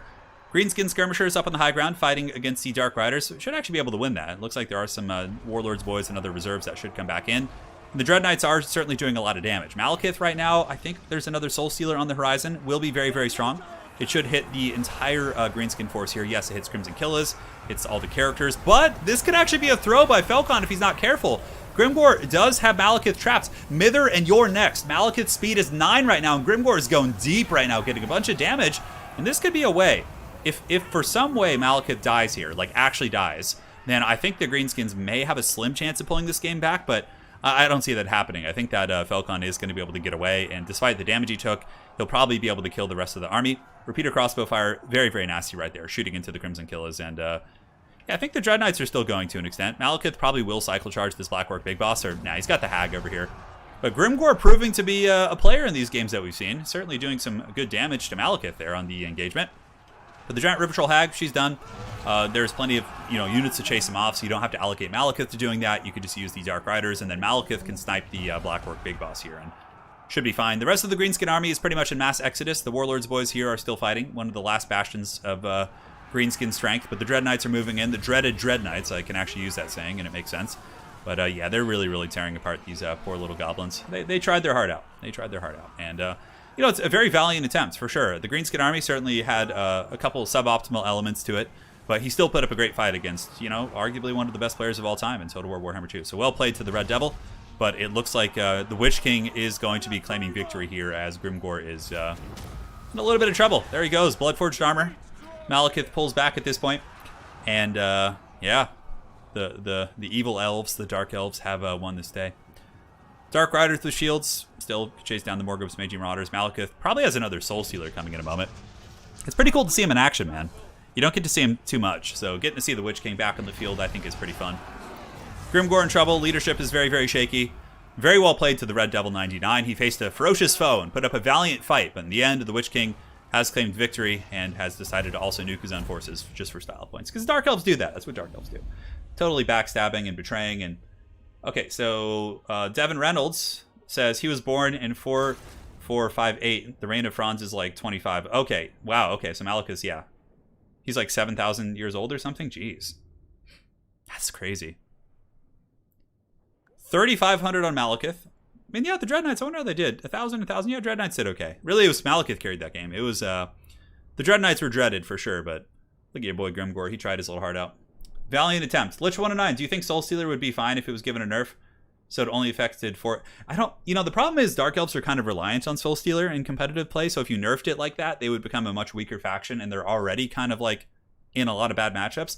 I think if you're going to nerf Soul Stealer like that, you need to buff other Dark Elf elements to make them a little bit more competitive. That would be my 2 cents. Very well played. Very, very well played indeed. The Dark Lord Falcon goes up to 3 wins on the King of the Hill. And now we go back to the army picker. Let's do it to it. So this is going to be for Falcon. And here we go. Where we stop, nobody knows. Dwarves? Oh, that would have been really funny. Oh, Lizardman tic-tac-toe! Twice today. Attack Falcon. So Falcon gets tic-tac-toe. And the opponent, the mighty Happy Snake here, is going to get Norska, Skaven, Tomb King's Ghost, Vampire Counts von Karstein. Okay. Happy gets Isabella von C. Counts. So we have Isabella von Karstein against Tic-Tac-Toe. We do. Lich109, thanks so much for the donation, by the way. Appreciate that, man. Falcon's main, I know, Tic-Tac-Toe. Okay, so Falcon reroll. Happy Snake wants to reroll. I beg. Oh, man. Does Falcon want to reroll, though? I have to find out at the same time if they both want to reroll, just to make it fair. Okay, sounds good. So we got the reroll. This is for the Happy Snake. Tic-Tac-Toe is quite dreaded indeed. Okay.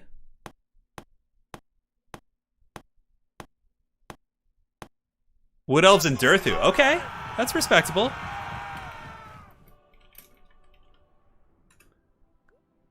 Very good.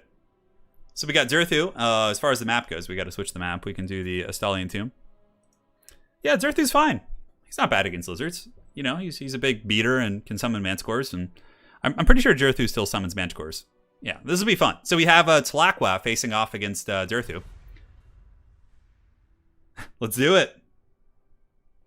Falcon did not want to reroll. He wanted to stay on Tic-Tac-Toe. His opponent did want to reroll. Yeah. So today's stream is Random Faction, Random Lord. That's the jam. That's how we roll. Let's get back to the lobby. And then we could just hang out. So enjoy each other's company. So I'm going to grab some water real quick. And I'll be back in just a moment, guys. Cheers.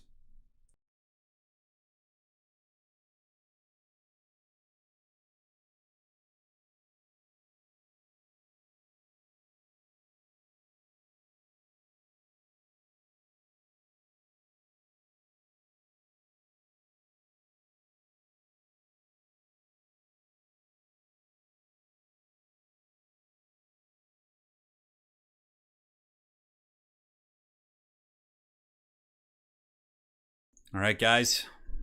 Nice and hydrated. Good to go. Let's see what these bad boys bring. How does one enter? So this particular event is just a casual event where players can practice and be thrown into unusual situations, which certainly helps them develop some overall game knowledge. But general tournaments like ECLs and other tournaments you see from Anticity, my son Herbert Walker, all those guys, you can basically just join my Discord and you can find their events there, my events there. So yeah. That's that. And as far as this event goes, it's first come, first serve. So I have an open lobby in the multiplayer system. And you guys, if you see it, you just join, first come, first serve. Same person can't join twice. You get the picture. So Devin Gillespie, what units do you feel have the biggest disparity between single and multiplayer? So yeah, like in multiplayer, like cheap skirmish cavalry, missile cavalry, things like that are like pretty good, right? Whereas in campaign, like repeater crossbow cavalry, like are probably the best unit Dark Elves have. Whereas, in campaign, it's like you're just going to be going for like shades, dark shards, because yeah, it's just like it's a whole different beast. Like usually, like kind of units like that, like cheaper, more dynamic units are better in multiplayer. Whereas in campaign, it's just like big monsters, magic, single entities, and abuse, and obviously, yeah, like just more static, missile armies and things like that. There was a time when I actually thought Turin had a son called Herbert Walker. Yeah, a lot of people did. You're not alone in that.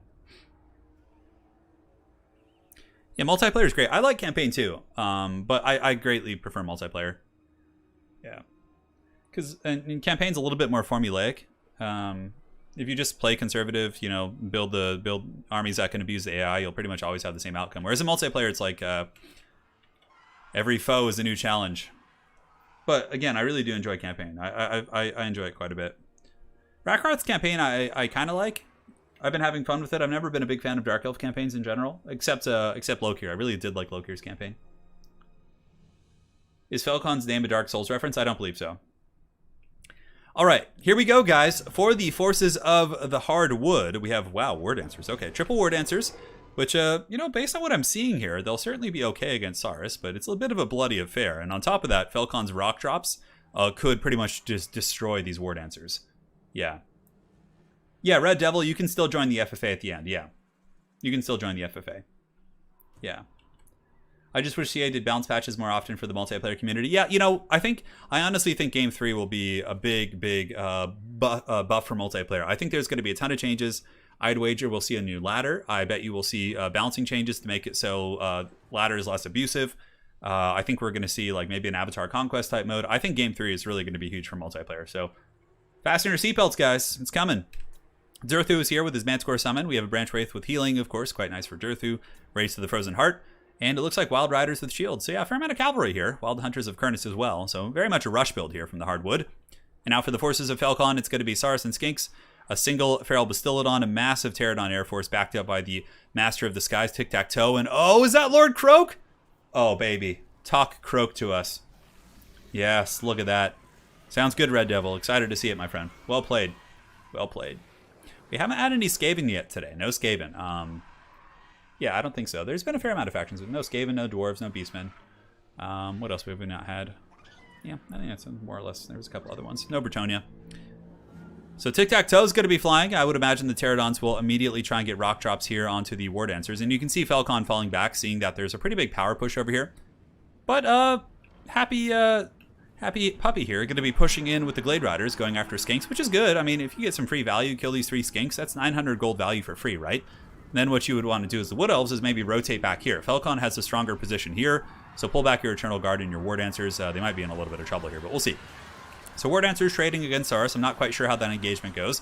There were 69 Saurus for a second. All right, they're doing something right.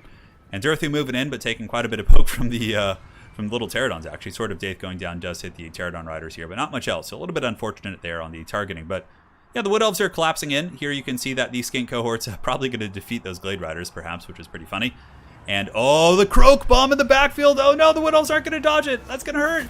Ah, Lord Croak. It's just the balls-deep explosion on the Wild Hunters of Kurnus, as well as the Eternal Guard, as Felcon collapses. Man, nobody was expecting the Croak Inquisition. Unfortunately, too, Durthu is just kind of stuck standing here idle.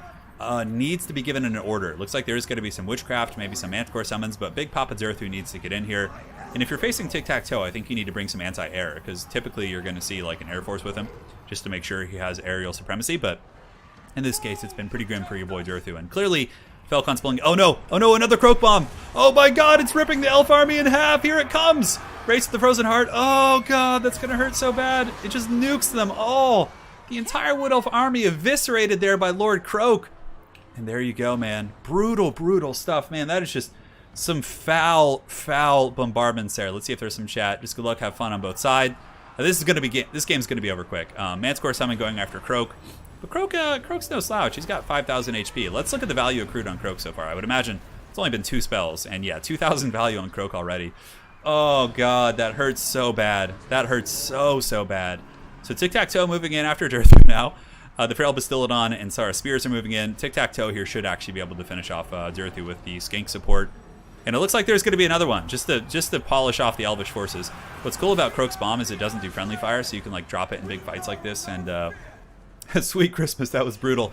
It was. That was actually like a broken in half moment. So the Manticore Summon might provide a little bit of support here to the forces of the Wood Elves, but army losses is kicking in, and that is going to be all she wrote. Is the Lord of the Skies proving that he is indeed the Dark Lord, and yeah, just flying around Durthu, pecking away at his bark here, I suppose is the correct term. But that's army losses. GG, well played. Croak just went apeshit that game. Holy shit, man. That was so nasty. Oh, man. Who can stop Felcon? We'll see. There's still a lot more games to be played. We'll probably go for about 3 hours. We're an hour and a half in, so, you know, we'll see. Croak Daddy with 2,300. Yeah, it was a good build. But Croak just blobbed it there. Not too much to say. Yeah, and against Tic-Tac-Toe, I think he'd probably want some anti-air. So maybe change, like, cut 2 Wild Riders and just get 1 more Glade Rider. Because you just... chase down skinks with these guys, right? And then you get maybe some sort of missile play to deal with Tic Tac and the Air Force, because otherwise they just have full freedom to rock drop you and do all that stuff. All right, GG, well played. Farewell. Thanks for joining. Thanks for joining. We'll see you on the other side. The happy puppy says farewell. So next map, let's go ahead and do the Altdorf Outskirts. Everybody loves that map. It's a good one. You beat your referee. Yeah, they're just chatting right now. All right, so let's go ahead and go to the army picker here. Was that 3 for Falcon? He's won 3, right? That was his 3rd one? I think so. All right. Some brutal stuff for sure. All right, so now we have Samurai Warrior. The Samurai Warrior trying to take down Falcon. Let's go to the army picker here. And let's roll this bad boy. So this is for Falcon. Let's see what he gets. You guys gotta hope he gets dwarves. That's his worst faction, I think. So, oh, it looked like it was gonna stop on dwarves for a second. Skaven Ikit Claw. Okay, so we got Ikit Claw. Ikit for Falcon. Okay, Ikit Claw for Falcon, and now for Samurai Warrior. I think it was 4. It's 4. Okay. And dwarfs with Ungrim Iron Fist. Oh man. Okay, there's probably going to be a reroll. Okay. Ungrim for Samurai. Who wants reroll? Probably Samurai Warrior. This is a super bad matchup. So let's see what happens here. Yeah, and I'll update the score here real quick. Let's go there. I think Falcon got 4 there. And let's go back to the army picker. Samurai's like immediately reroll. He doesn't even think about it. All right. Yeah. Okay. Oh, what is it going to be? Wood Elves and Orion. Okay. That's actually good. Orion's good against Skaven. Orion for Samurai. So you guys wanted Mel Gibson earlier. Here he is. And we're also on a map that's pretty good for Wood Elves. Like, there's less open field for artillery, so Samurai Warrior can totally win this. Orion's actually very good against Ikit, too, so. How come the dwarves face Skaven so much on your channel? They shouldn't. We haven't had too many matchups there. Yeah. Christian Bender, it's a bad matchup because Skaven just have every tool to annihilate the dwarves. They have mobility now. They have Giselles. They have Poison Wind Mortars. They have freaking Death Runners, which literally dunk on every Dwarven infantry unit. Their lords can, assassinate the Dwarf lords. It's just like they have every advantage. So Orion versus Ikit Claw. Yeah, this is going to be a fun matchup. I'm very excited for this. Very, very excited for this one. So the Gibson arises, yes. Let me go ahead and look at the elf. Yeah, I feel like... Let me go make sure there's no weight on this. I don't think there is. Let's see. No, I don't think so. Okay, let's go to filters. Yeah, no. There's no way for me to change the weight of the Wheel of Fortune. It's actually just been random, so. Yeah. I can actually uncheck factions. I can do that on this website here, which is quite cool. So I can uncheck factions. That's about it. Oh, look at that. Lady Turin coming in with I knew Mel was trouble when he hoofed in. Very accurate here. And if Samurai Warrior plays well, he should have the advantage here. But again, it is Falcon, so, it is Falcon. Croak was so awesome, man. Croak just went super beast mode. Like nuked 2 blobs. Yeah, really, really good stuff. Eric Salvet, I love that song. Orion by Metallica. I love their instrumentals. Orion's really good. I really... Welcome Home Sanitarium is a really good one, too. I like those, like, kind of long instrumental type songs. Although Sanitarium does have lyrics, but... yeah. That's some good stuff. Hocus Crocus or Crocus Pocus. Oh, I love it. Oh, that's so fun. All right, so Samurai Warriors getting ready. The Skaven are making their first appearance on stream today. We haven't had Skaven yet, so this is going to be their first grand showing. Lady Turin saying, get to 500 likes. Her turn doesn't get laid tonight.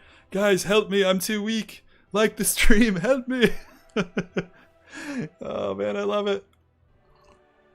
You guys got to help me out. Come on. Come on. Don't leave me hanging.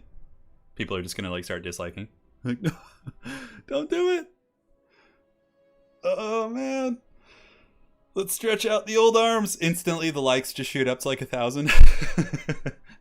That would be the true bro move here. Oh, man. That's really funny.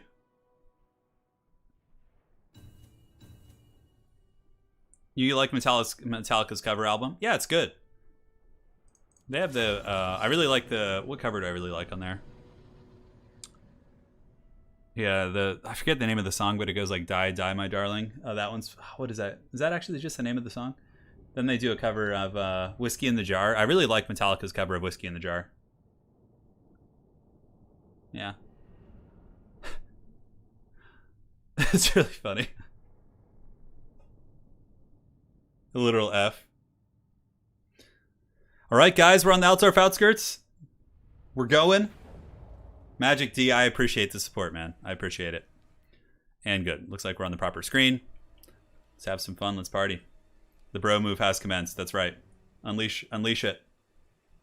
Joey's like, I got you, homie. Oh, that's so funny. All right, guys. So for the forces of the Skaven, who are going to be led by Falcon, he never plays Skaven, or very rarely. He's got Ikit with Death Frenzy plus Howling Warp Gale. So just in case there was like a flying Hawk Riders, I guess. Yeah, interesting. I'm trying to think. Or a Dragon, maybe. I don't know. Hard to say. Rat Ogres backed up by Skaven Slaves, backed up by Night Runners. And it looks like there are some Guando Eshin Triads. So it is Ikit with double Assassin, Rat Ogres, and a big Skirmishing Corps as well. Now for the hard wood here in Samurai Warrior, he's got a Dryad front line backed by a Branch Wraith, double Treekin, and Orion. Oh, look at that. The Treekin coming in against Skaven. Okay. Deepwood Scouts with the Shivering Shards, and Glade Riders as well as Wild Riders in the backfield. So, yeah, interesting pick of Treekin here. I guess the Treekin can kind of block up your boy Ikit, and since they got those buffs to their damage, they could probably do okay against Ogres. I'm not sure. We'll have to see. This is a very interesting build. Very, very interesting build. Surprise twist, the dislikes were from Lady Turin. Oh, man, that's so funny. 30 more close. Guys, help me. Help me, please. Yeah. The dislikes are probably from our dogs who have to, like, you know, they have to listen from the other room. Yeah. Here comes the Wood Elf army rushing from the tree line. Going to be collapsing on the weaker side of the Skaven formation. Falcon will be getting his Night Runners over immediately, but there is an Elvish Vanguard. Oh, look at this. Nice ambush here by the Samurai Warrior, potentially, but man, Falcon is so quick to react. He pulls his Eshin Triads, and he screens out the charge, and then countercharges. So suddenly, this whole engagement here is going to be a massive losing situation for the Wood Elves. And there goes the what is that thing called? The something orb, the brass orb. Yeah, the brass orb going down nails those Glade Riders, and look at that, the Warp Lightning as well. Skaven with some really, really good screening there. So now the Assassins are moving forward, Dryads as well, but the Dryads are taking quite a bit of a pounding here from the Night Runners. Definitely want to get engaged with the Skaven Slaves, but Falcon just kind of pulling back and dropping all sorts of witchcraft where he can. Oh man, he's just dodging everything. His micro is just so good, so on point. But this is good for the Elves. Wild Riders getting a nice charge here against the Rat Ogres should be quite strong, especially if Orion is nearby. We'll see if the Master of the Wild Hunt is nearby to help them out. And yeah, the Horn of the Wild Hunt sounded as well as the Dryad battle lines do collapse. Swift Shiver Shards need to get in range very, very quickly here. They need to start shooting at the Rat Ogres. If they don't, then the Rat Ogres are just going to be a very, very effective screen. But balance of power is relatively even. But Falcon certainly pulling ahead, I think, just getting the better engagements. The Dryads lines are taking some heavy damage. And yeah, Falcon really hasn't taken too much damage yet. A little bit on the Eshin Triads, but now the missiles are in place. Orion is in the center, and he is going after Ikit Claw and is able to get a little bit of damage with the spear. Looks like he did about 500-600 damage there to him. And oh, the Assassins are coming in. It looks like Trophy Heads or Rival High Talismans active. Double Assassin on top of Orion is very strong, but Orion does not stand alone. He does have the Dryads there to help him, and the Dryads, you know, might be able to help just tear out off those Assassins. And yeah, this is good also. Swift Shiver Shards shooting at Eshin Triads is pretty good value. Wild Riders engaging against Ogres once again, but the Ogres heavily outnumber them here. Looks like we do have 12 and 11, and the Wild Riders are at their full model count, but there's, you know, Slingers nearby, or not Slingers, but Night Runners. So ultimately the Wood Elves are probably going to want to retreat from that situation, and a lot of the chances of the Wood Elves do lie in this engagement here. Can Mel Gibson take out the assassins and the characters? We will see. On top of that, there needs to be some defense here for the Swift Shiver Shards. If the Swift Shiver Shards can generate their full value, little pendulum going down as well from the Branch Wraith. Certainly nice. At a Brass Orb from the Ikit Claw. Orion's getting a little bit beat up though. He's at about 60%. Looks like the assassins have been pretty hot on his tail. Treekin are actually holding quite well. But yeah, this is going to be a big problem. When the Skaven are able to get some Wolf Rats or some mobility, even Ogres on top of the Swift Shiver Shards or the Slingers. And you can see Falcon does see this coming. So he is now moving in. Night Runners, all these guys just going to be pushing back these Swift Shiver Shards, which can actually run and shoot. So he might counter skirmish effectively. But yeah, the Treekin are starting to break. There are Eshin Triads in here. They do have anti-large halberds, so a pretty effective tool against the Firebark Elders. Perhaps Falcon kind of knows his opponent here and knows how he likes to play. It's hard to say. It's hard to say indeed. Scroll of Shielding is active, and the Eshin Triads are now just going to be circle beating Orion. Yeah, I guess the Eshin Triads are just a tech piece because he knows his opponent has to bring Orion, so, you know, bringing the... I mean, they both had the opportunity to tech against their opponent's lords, right? And it seems like Falcon just... He kited the Wood Elf army back, he picked apart the Dryads, he got better engagements against all the cavalry fights, the Wild Riders didn't get a single good fight, and in the end, the Wood Elves did pay the Troll Toll, and now the Depot Scouts are being hunted by a bunch of haggard rats, and yeah, there it goes. They're just throwing their Ninja Stars, chasing them down. Dryads are on the run as well. Those Dryads certainly disappointing the Depot Scouts here. And Orion is just being rode down by Ikit Claw. The cool part about this like stream format is, man, we've had an opportunity to see so many cool lords that you almost never see. Like Ikit, almost never picked. But, you know, there was no Skaven summons this game. He just brought straight up Ikit with Lore of Ruin. Yeah.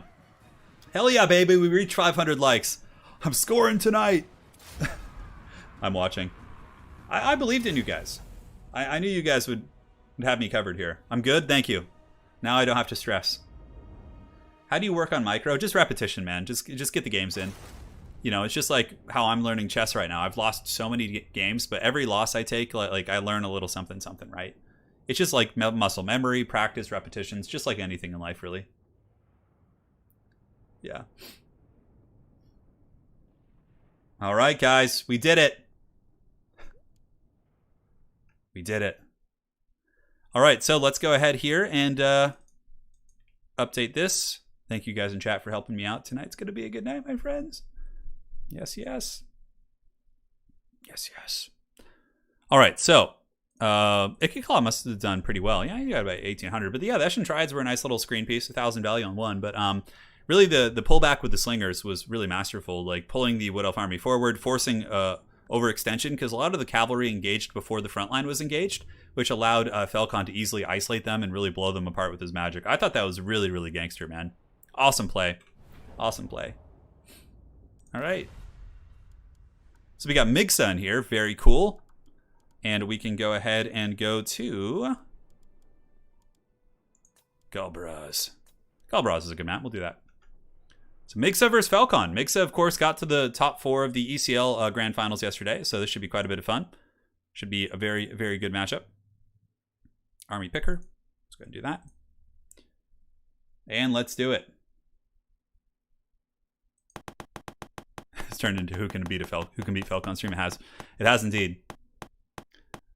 Here it comes. And a 1 and a 2. All right, greenskins with Azag for Falcon.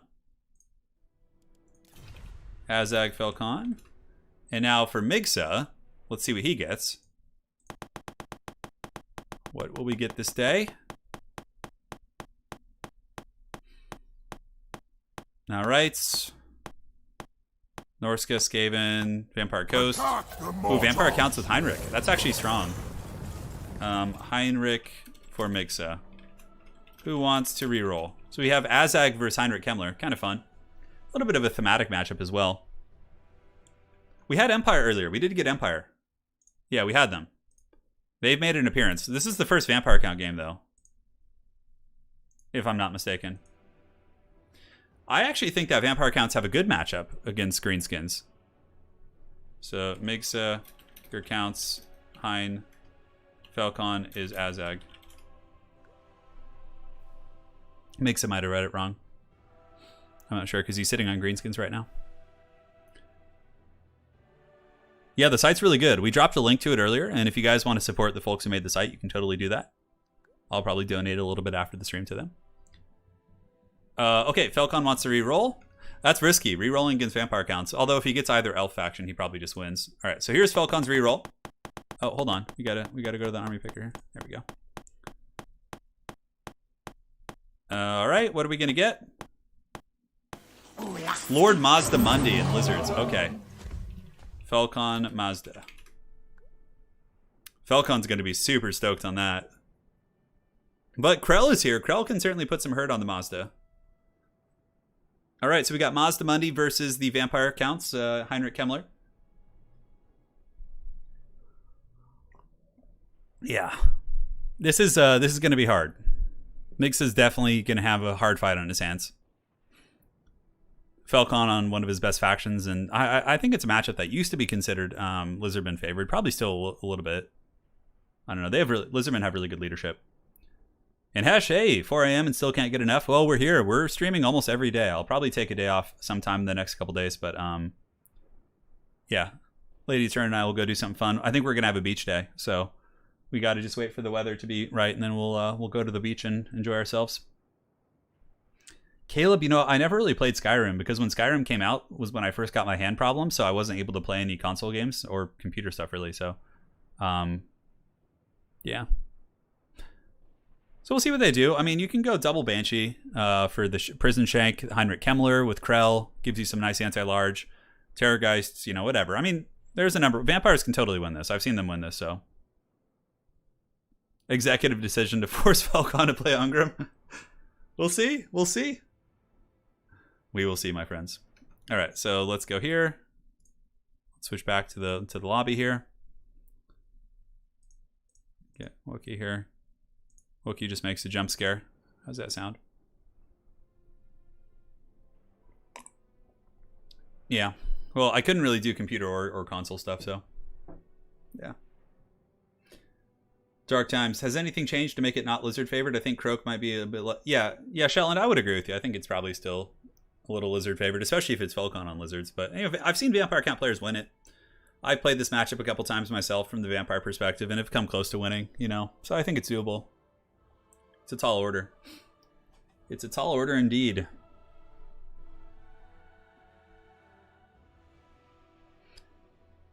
Yes, we're going strong. Vampires bring 3 Corpse Guards and quad Crypt Horrors and win. I've played this matchup 1,000 times against the Vampire Count expert. Oh, all right. Very cool. Well, we'll see. We'll see if Migsa knows the schemes, has your tactics available to him. Yeah, this is going to be a fun one, though. He's got. I love the Barrow Legion color scheme. Like, if I were to make a Vampire Count army, I might even consider Barrow Legion. I love the blue with the kind of the black and like gray hues. I think it looks so damn good.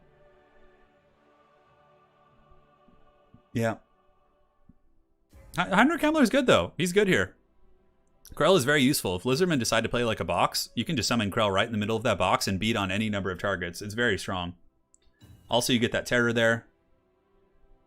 I'm just going to do, like, every couple minutes, I'm going to do, like, subliminal message of, like, I'll hit a key twice real quick and Wookiee will appear for, like, a quarter of a second and just disappear. Act as if nothing happened. Wouldn't that be trippy to put, like really strange, like, subliminal messaging in, like, some of my quick battle videos? And just, like, have something appear for, like a flash of a second and then just, like, disappear? And see if people notice? Have to do, like, double takes and stuff, you know? I think I'm going to start doing that. That'd be really funny. Just a bloated corpse appears for like a split second. Oh, man. All right, here we go. We're good. We're loaded in. Let's have some fun, my friends. Falcon really running rampant here on this King of the Hill. No surprises there. He does have Lord Mazda Mundi, double Skink Chief, and yeah, Skink Chief's on foot. Pretty cool. You can just set him in the middle of your box and basically just shoot at any flyers and Vargulfs and monsters and things like that, and you'll be okay. Lord Mazda Mundi on his big Chungus mount. We do have a Skink. Wow, this is very strange. So it's a wide build, right? He's got cohorts. He's got the Umbral Tide. He's got a Dread Saurian. And yeah, it's like wide. Usually almost everyone plays boxes against vampires because it's kind of hard to contest their width. But yeah, this Falcon's doing a little bit of a wider build here, which I think is very, very exciting for sure. So here we got zombies. Vargulf. Double Vargulf certainly can do some work against the monsters, but they can also be punished pretty badly by Dread Saurian. Double Banshee on the ground. Heinrich Kemmler on foot as well. And it looks like some Graveguard with Great opens as a countermeasure against Temple Guard boxes, which are somewhat common. And I really do like the inclusion of the Black Knights. They'll be very efficient at handling Chameleon Skinks potentially, as well as the Skink cohort. So, yeah, we'll see. What is the prize for noticing? I don't know. We'll have to see. Turn for Congress. Oh man. Okay. Just like a fraction of a second of Chuck Norris just appearing and disappearing. Yeah. Man, being in Congress, talk about a cushy job. Like if you actually like watch the Congress hearings, like if you've watched them, you can watch them on a couple outlets, but there's literally just like people sleeping in the back, and then they just vote and leave, and that's it. And they make like 200 grand a year.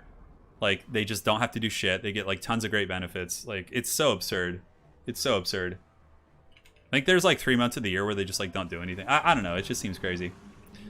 All right, so the vampires are moving forward. Mixa and the Barrow Legion getting ready to pressure, of course. Chameleon Skinks going to be trying to poke those Black Knights, but Mixa with some very good control pulls back before the Skinks are able to get a second volley. As far as magic on Heinrich Kemmler goes, he does have Raise Dead and Invocation, so going for the more competitive kit. No memes, no Winds of Death here. Winds of Death would be next to useless against like a Skink army, unless like every single Skink just lined up and just gave it to him. You know, that's that. Turin, legislate Dread Saurians into reality. Ooh, that's some good stuff. They have to fundraise, I guess. Yeah, I guess that's the case, Shetland. I guess that is the case. But man, our government is so inept. Not to get into politics or anything, but just in general, like it's just, oh my god. It's just it's a shame, man. It's a shame. Black Knights moving forward, going to be going after the Skink cohorts with javelins, getting ready to party. Here comes the Fellbats flying overhead. The Fellbats could even be used, yeah, probably to chase down the Umbral Tide. That's probably going to be their best bet. It's just in, like, for example, like going to the DMV or dealing with any, like, government agency in general. So DMV, the USCIS, which is the organization I've had to deal with, Lady Turin and have had to deal with. It's just so slow and just inefficient. And it's just, oh, man. I guess it's like that in every single country, right? Like, what country has, like, doesn't have, like, a crappy DMV situation? Anyways, here, Black Knights on the other side going in, hammering into the Skink cohorts with javelins and the Fellbats as well. The Dread Saurian now looking to get a little bit thirsty. He's maybe going to go after Heinrich Kemmler or the Vargulfs. A really, really good net from Felcon. Mazdamundi does have a net. Man, look at this, guys. The Umbral Tide is just blasting in. Look at this. Huge damage against the Vargulf, because we do have Cohort Fire, Skink Fire. That Vargulf is getting its bread buttered super hard, and honestly, it looks like Felcon's in a massively commanding position. That net was masterful. Now, Mixa does counterplay here with some Black Knights. They move in and go after the Skink Cohort Javelins, and now we have some more Black Knights moving in. But in order for Mixa to kind of stabilize here, he's going to have to get this Vargulf away, let it heal up to full, possibly, which is certainly, it could happen. Then he also needs to get the two Banshees more active, right? These Banshees need to move in and start shanking this Dread Saurian. Yeah, so one is down already. Balance of power is actually surprisingly even. I'm not sure why. I guess right now, yeah, this is a good play for Mixa, getting a nice little beating on the Dread Saurian, but Apotheosis does kind of top him off. Heinrich Kemmler also in danger. He is amongst the cohort of Sotek. And, yeah, they can poison him and also kind of hold him in place and allow him to get sniped. On the other side, though, Graveguard as well as the Black Knights are cleaning up most of the Skink support. And if the Vampires can minimize their casualties going forward and not lose another Vargulf, not lose any more Banshees here, and also maybe get some mobility on top of the Umbral Tide, but there probably will be another net coming down on the Mazdamundi here. We'll see. Yeah. I guess you could just net down the Vargulf. But yeah, right now, the Vampires are actually pressing pretty efficiently. The Banshees are chasing down the Dread Saurian, and there is going to be this whole flank of pressure coming in with, I think, a full health unit of Black Knights. 42 of 45 models, certainly not bad. But man, oh man, that Vargulf got sent to the Age of Sigmar for sure. He got Shadowrun for sure. Kevin Robinson, not so subliminal message. Lexington, Kentucky is an awesome place to live. Hey, cool to hear that, man. Once, the Rona calms down and everything, Lady Turn and I plan on doing some, some domestic. We want to travel all around the United States and check things out. We'll also be doing some traveling in Europe. There's a lot of stuff we want to do. Maybe we'll add that to our places to check out. So right now, Lord Mazdamundi kind of getting worked on by the double Banshee. This could actually be a nice way back in here for Mixa. Just, prison shanking these big characters. Heinrich Kemmler still moving. Krell is active, but unfortunately Krell is just kind of beating on some infantry models. But Felcon's kind of playing this mobile style of play, which really doesn't allow Krell to be super effective, whereas the Lizardman box could, would make Krell much more efficient. So yeah, this is also something he's got to be careful for, because right now the Vargulf is in the danger zone. What Mazdamundi probably will do here is pull back and net down this Vargulf, because it's in the kill box now of 2 Skink Chiefs plus 3 Chameleons and the Salamanders. So Mixa really needs to get this Vargulf away right now. pull it back and around, kind of reform ranks with that bad boy, because as it currently stands here, it's going to be in a little bit of a bad situation. Ruination of Cities, hitting the stern's been a little bit, nothing terribly damaging. Heinrich Kemmler in a little bit of danger too. It looks like, yeah, he took a big beating, but he does pop the Cloak of Mist and Shadows, which is quite cool. Actually gives him some magic resist, or excuse me, physical resist against all damage types, so if the Dreadsaurian hits him, it really won't hurt that hard. But the Vargulf needs to get away. He needs to salvage this, use your Black Knights, play a more patient game, but balance of power is really even, honestly. Mixa could certainly still win this. With the 2 Banshees going, Krell getting in there, but Krell will be disappearing in a couple seconds. We'll see if he can get any damage on the Dreadsaurian before he does so. And there goes the Black Knights pushing into the Chameleons. But it shouldn't be too hard for Falcon to net them down, move over there, take out those Black Knights, and reorient his ranged force. There's still a ton of Graveguard Great Weapons, but the Graveguard will get wrecked by the Dreadsaurian and Mazdamundi as well, so we'll see. Kenny, no, I've never been to Prague. And Alex, I used to live in Northern California, as a matter of fact. Before I did YouTube for a living, I was an athletic director, and I lived in San Jose. So that was my full-time job up there, and I was in San Jose and Monterey and Santa Cruz and you know, all those cities up there, so...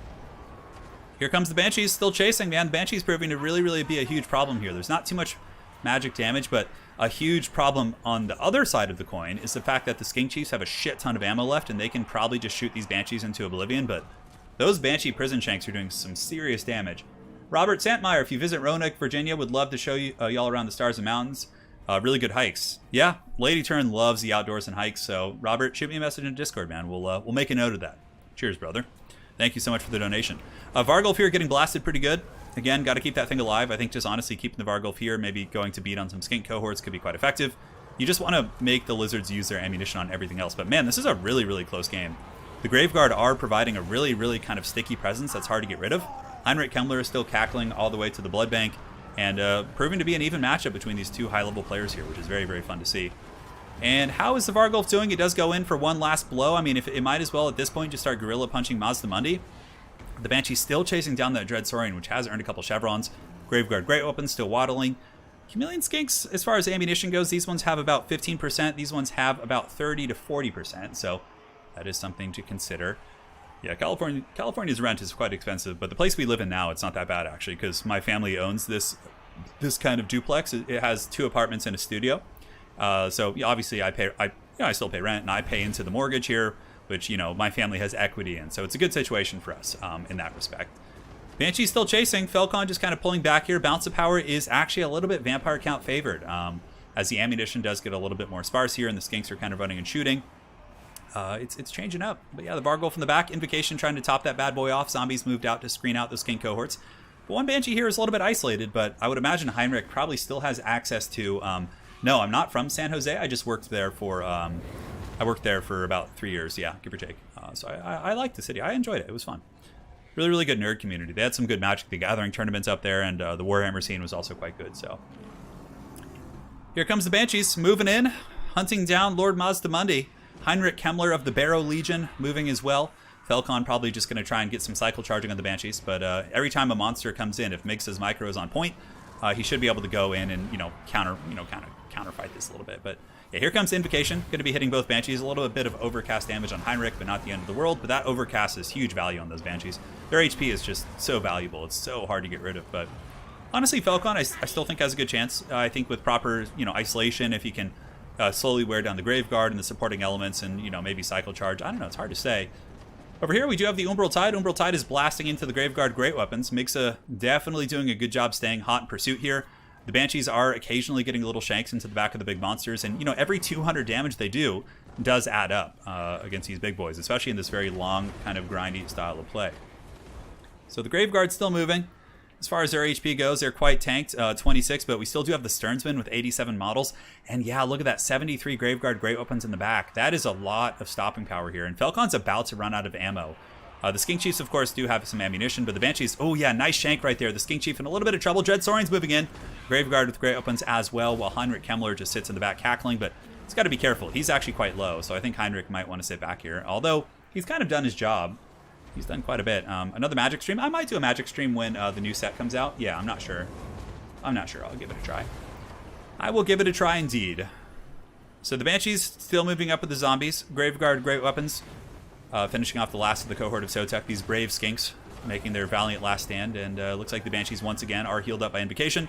And yeah, those both Banshees are both so healthy. They're so damn good in this matchup. Blizzards, I'm trying to think of like the best way. You could bring like a Fire Salon and get like Flaming Sword of Ruin, Fireball. I think that could be a decent option. Looks like there's going to be a zombie summon here. Very interesting choice. I think, oh, okay, he just did that because Heinrich Kemmler's about to die. So he just wanted to get a zombie summon on the battlefield. Okay, that makes sense.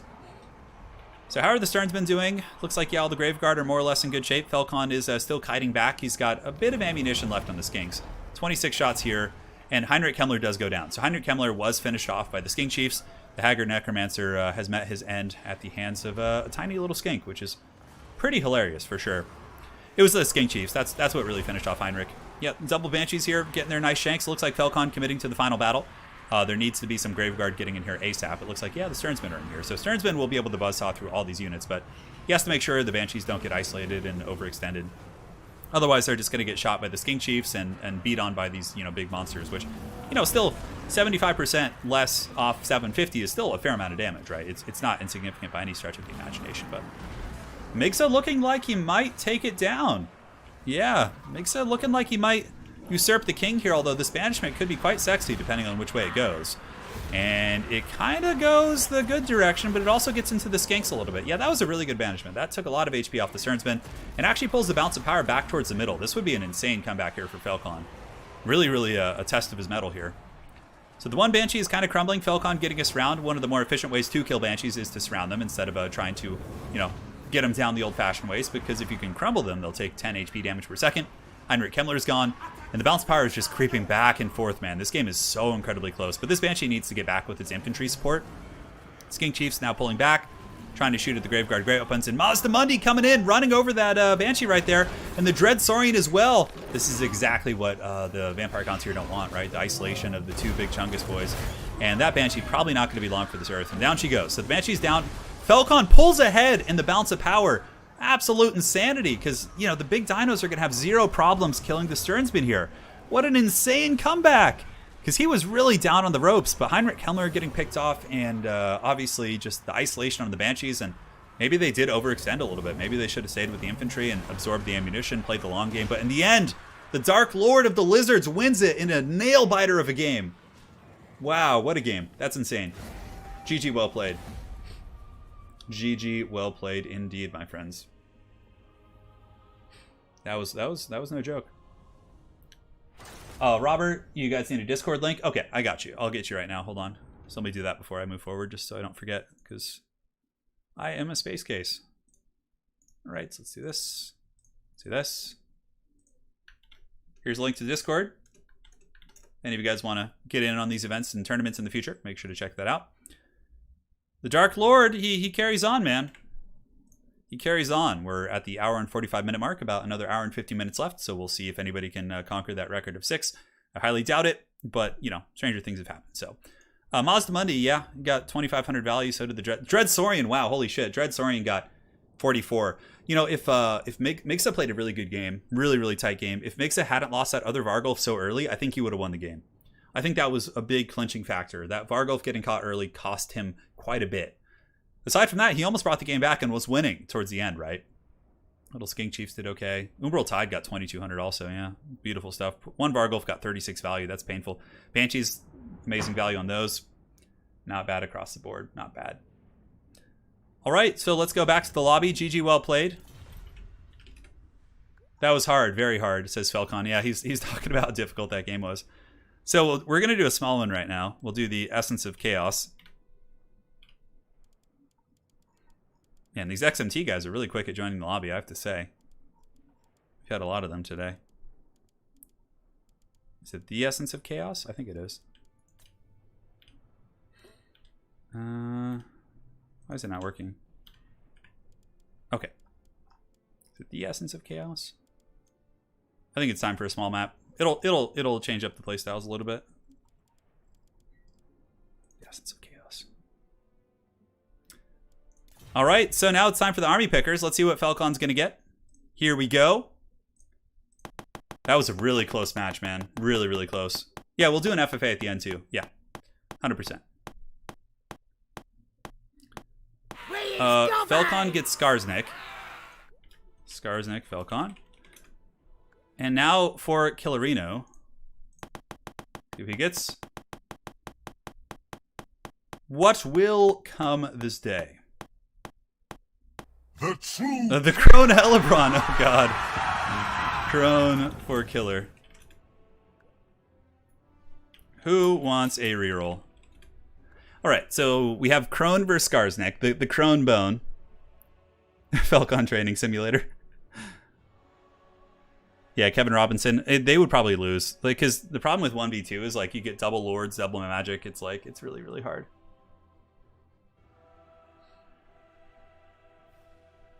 So, will Killerino stay with the Crone? Or will he switch? Bad maps. I could do a couple bad maps after this. I'm down.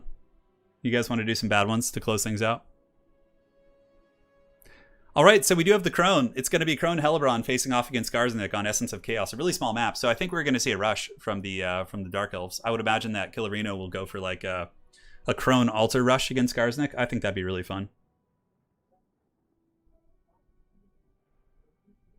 Yeah, definitely an advantage for the Greenskins, but I think Falcon's going to go Mass Goblins, which will probably help make it more fair. So, yeah. Ben the Barman says Falcon's going to get crushed. You think so? Is there a scheme? Is Killerino prepared for this? Yeah. Should be fun. Should be fun indeed. Bad maps, bad factions only. I would love to play Vermintide, but the problem is it's really a lot of clicking, and I'd rather use my hand strength to play this game than that. So, games that I will be covering in the near future, Blood Bowl 3, when that comes out, I'll do a massive amount of coverage. I'll go hard on that, so that'll be really fun. Yeah, I'm excited for that. The big sword map, Vampire Count's Mirror on Skilled. Oh my god, please, why would you do this to us? I'm trying to think. Yeah, Vampire Count's Mirror has got to be the worst. So, Falcon saying, I'm going to prod ya, prepare to get crumped ya get.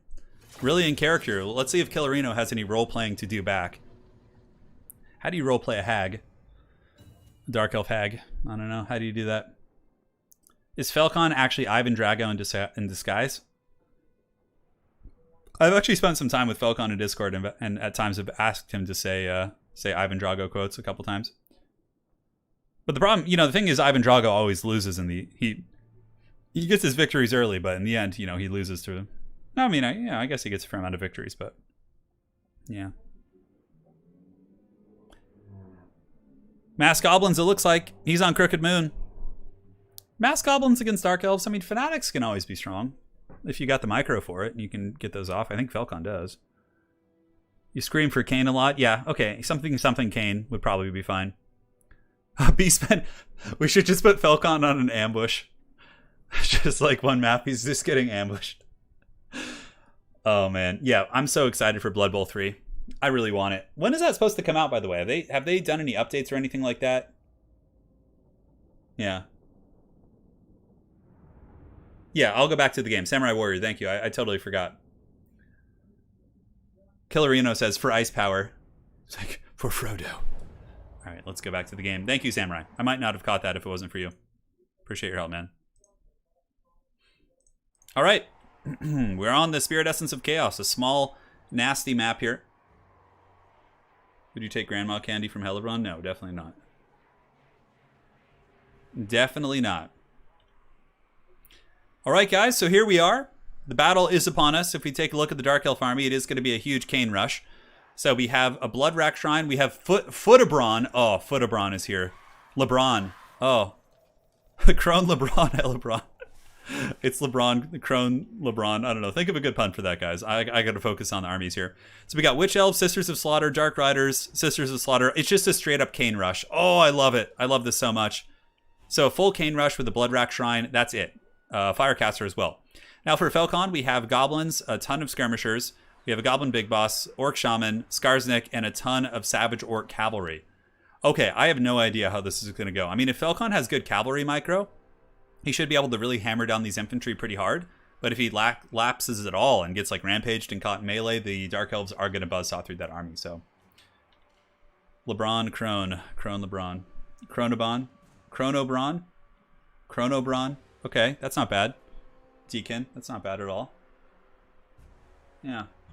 LeBron Canes. LeBron Canes. Oh, that's funny. LeBron James is good. LeBron James. Yeah, LeBron James. Oh my God. How did we not get that? LeBron James is it. Yeah. It's LeBron James. I think that's it. LeBron James, yeah. LeBron. Oh man, we're having fun. Okay. So Falcon did not go with the Mass Goblin build. As a matter of fact, he went with the Mass Bacon build, which is going to be interesting. I have no idea how this is going to go. So weird that you guys love the things I was obsessed with as a boy. Actually on the first Blood Bowl and Dungeon Bowl. Very cool, man. Crone, LeBron James. Yeah, there's a lot of good ones. The Crone drone. Welcome to the Crone Dome. Good luck, have fun from both players. And the battle is upon us. Good luck, have fun to both players. Let us see how this glorious duel unfolds. So immediately Dark Riders slamming into the front line for Kane. And obviously they got murder on their minds, and they're going to be pushing in, doing some damage. And yeah, honestly, Dark Elves are probably quite happy to just charge in with everything. Oh, what was that? Holy shit, was that Skarsnik's Prada? Whoa, that did so much damage to those Witch Elves. That was brutal. AP Kalundis actually took a surprising amount of damage too from that Dark Rider charge. And on the far side, we have more Dark Riders hammering into Goblins, but the Bacon Cavalry is going to be there to run them down. And Savage Orc Boar Boys will absolutely massacre Dark Riders in combat, especially on the charge.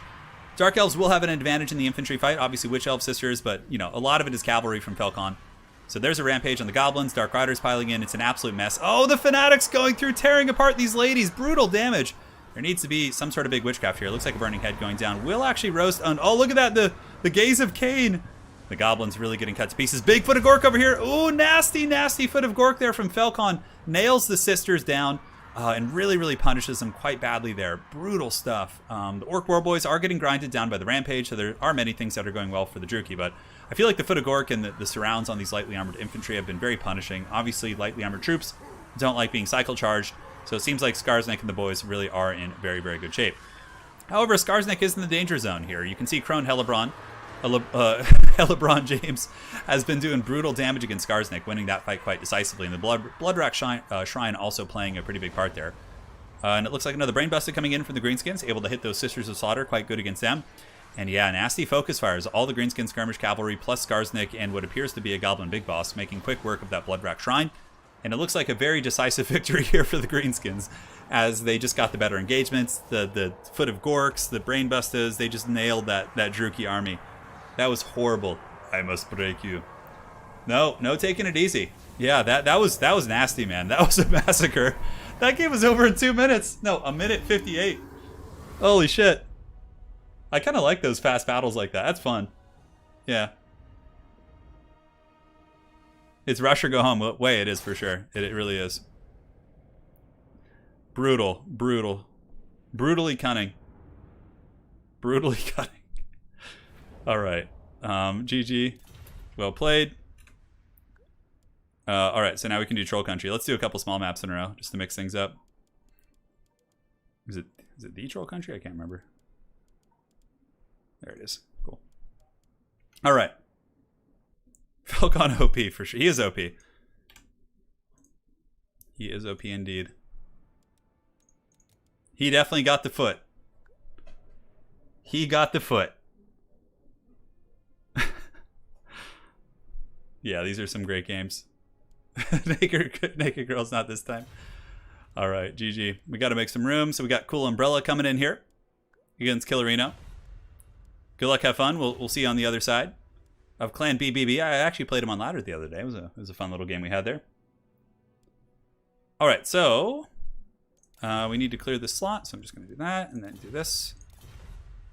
And now for the army picks for Falcon.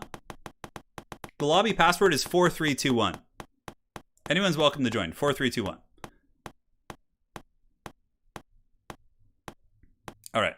Falcon gets Tomb Kings, etc. Okay. Etc. for Falcon. And now for Cool Umbrella. Let's see who he's going to get. Boom. Let's roll this bad boy. LeBron James got dunked on for sure. Did it just stop working? No, it's still okay. Oh, baby. Lord Mazda Mundi. Okay. Mazda for Umbrella. Who wants a reroll? I know, no dwarfs today. I'm surprised. So Felcon wants it. He wants the Cetra. Felcon does not serve. He does not. Okay, Cool Umbrella's going for the reroll, man. Here's the reroll for the Cool Umbrella. And what is the magic going to be? What is he going to get? Please be Arkin. Dwarves! No, almost. Skarsnik. Oh, wow. Okay. Skarsnik for Umbrella. That's actually good. Skarsnik is not bad here. So we got Skarsnik again. We're on Troll Country. Don't worry. After this, we'll do some bad maps. Umbrella says much better. Yeah. For sure. For sure. Big improvement. Force pick Dowie. You want me to just uncheck every box except dwarves and just click it? Cool Umbrella says, I don't think it'll matter though. Hey man, you gotta believe in yourself. Of course it's gonna be a ferocious battle, but... Alright, so local recording. We're back.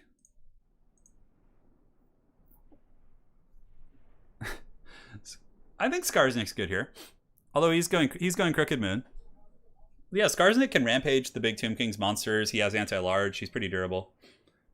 Well, you want to skill. Skilled is such a miserable map. Okay, who here wants skilled for the next map? I am down. Next map is skilled. It's happening. We're doing it. Uncheck all other factions. Do that for Falcon. That's so funny. We'll do skilled for the next map. Just the big haggard like Doom map. This, like, if skilled is so unfair, if one faction gets an artillery faction and the other one doesn't, they'd have to like waddle through like Hellstorm rocket batteries, nuking them and stuff. Yeah. Falcon is unstoppable. Falcon's like Thanos. You need like all the Avengers to take him down. You need to like time travel and shit. Okay, skilled is being summoned. Vampire count mirror on skilled. All right.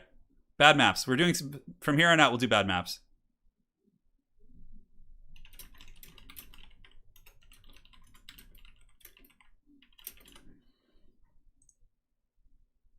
Let's see.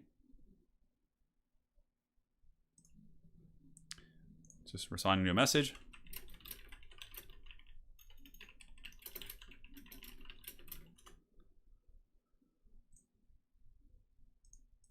Okay, perfect. All good. Yeah, Harmon, you will have to teach me, dude.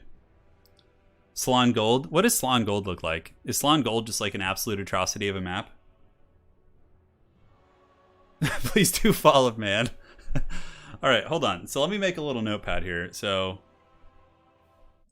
notepad. The stream is just evolving. So Salon Gold. We have Fall of Man. Skilled. I think that's a good start. That's a good start right there. I've been wondering, if Rakarth spends the whole game using his gaze on the sorceress on a dark steed, does that mean he's in love? Probably. I don't know if I would hesitate to call it love, maybe infatuation. But somewhere in the family. Thank you so much, Lich109. The Black Pyramid? Oh, God.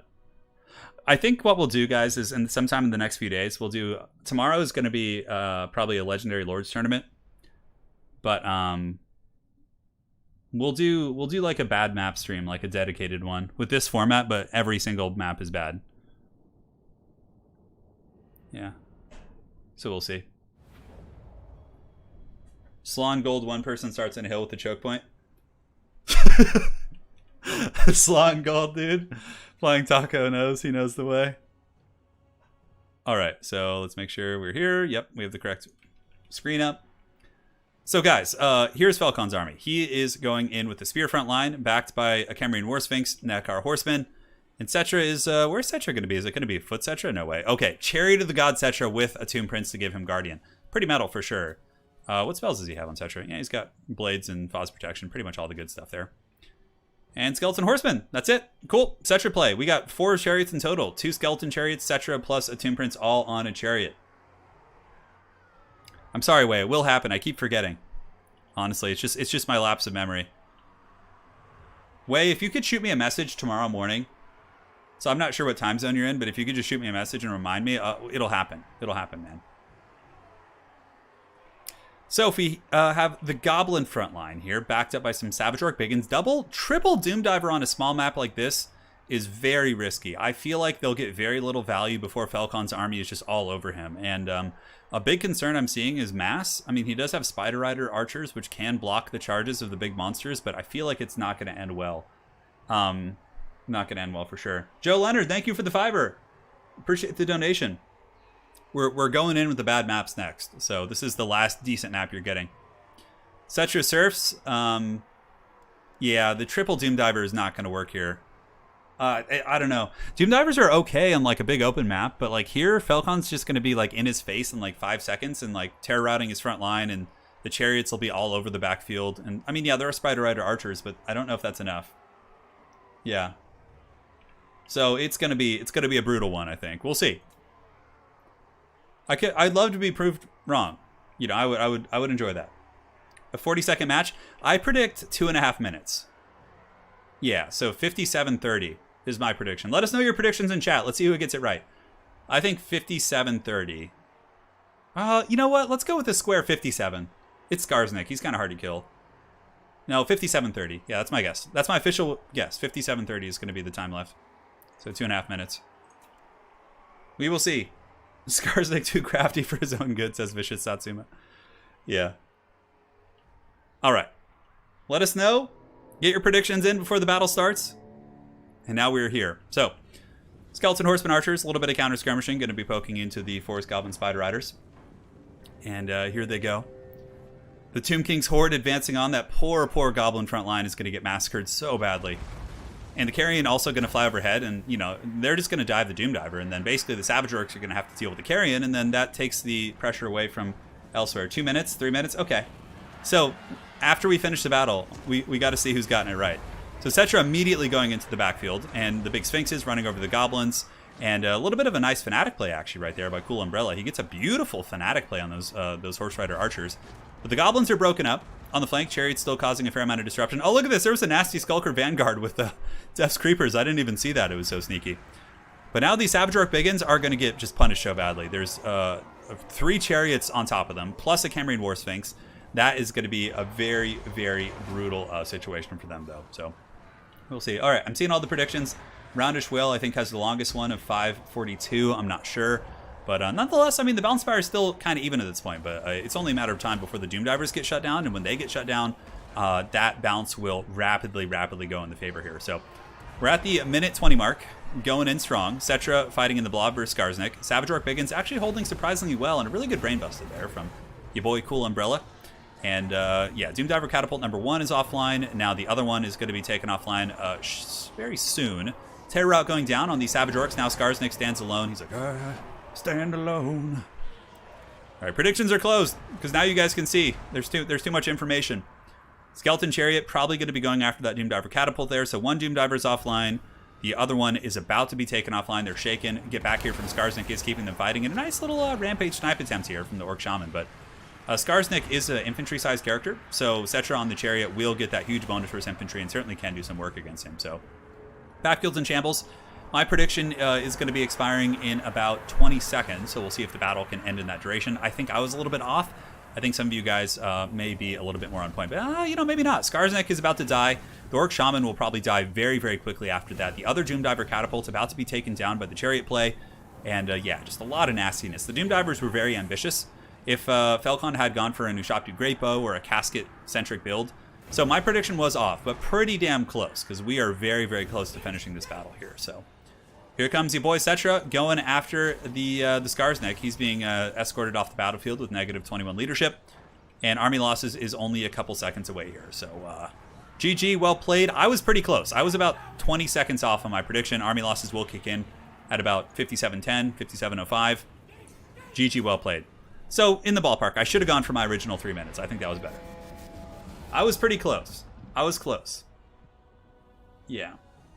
Rampage is only good when you're stronger than what you were rampaging. Yeah, it's a tough one. It was a very ambitious Doom Diver build. I love the balls this man has, but in the end, it just did not work at all. Like there wasn't any mass to stop the Chariots, and they just rampaged through that army, which was quite nasty for sure. All right. Oh, did something crash? No. Oh my god, you guys saw... Whenever I see F in chat, it always scares me. The only thing Cetra is serving is big L's to his enemies. Alright, so now we will do the map you guys have all been waiting for. This map is so bad. Oh god, I hate it. Oh, Cool Umbrella says he forgot to look at the map. Yeah, that makes sense. In that case, you know, it makes more sense that he went with a build like that. He assumed it was a bigger map where he could, you know, do some damage before they get there, but definitely was not the case. Okay, so we have Ronimus Prime here. Ron is here. Yeah. Place your bets now. Place your bets. All right, so now we can go to the army picker. Let's roll this bad boy. Bad map time. It's gonna be fun. You guys asked for it. Lazarus, I love the balls this man has, dude. I know. It's a quote for the ages. Attack the Vampire counts Manfred for Felcon. Felcon for Manfred. And now for Ronimus Prime. Felcon doesn't like vampire counts. I mean, I'm sure he's good at them, but I know he doesn't like them, so. Oh. Toon King's KOTH again, man, okay. KOTH for Ron. Who wants a reroll? So we have Manfred versus KOTH. Did we get High Elves earlier? I can't remember. Is there a way to lock Felcon into the bad side of the map? That's really funny. Okay, so we got Manfred. Ron, does Ron want to keep it? We'll find out here in a second.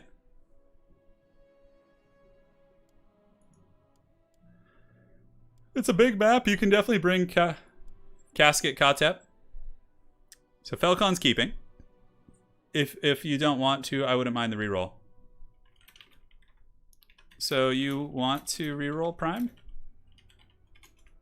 Getting dwarves here would actually be really nice. Just sit with cannons up on the top of that hill and make the vampires waddle across the map. It's like literally just a shooting gallery. Okay, so Prime is rerolling. So no KOTH. We've had a million KOTH games. Let's see if we can get someone else here that we haven't had today. We've had most of the factions. No Bretonia, no Beastmen, no Oh, Wood Elves, Sisters of Twilight. Okay, that's interesting. Sisters of Twilight. So this is actually pretty decent for Ronimus, considering it is Manfredo. Do a Dawi only tournament for the boys. I'll play dwarves in the FFA at the end to appease the Dawi.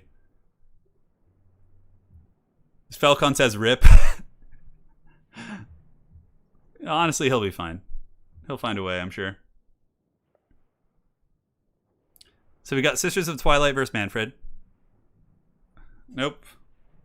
Felcon wants to reroll now. You have to declare at same time. Because you can't like wait to see what they get and then reroll. You have to both take the risk. Yeah.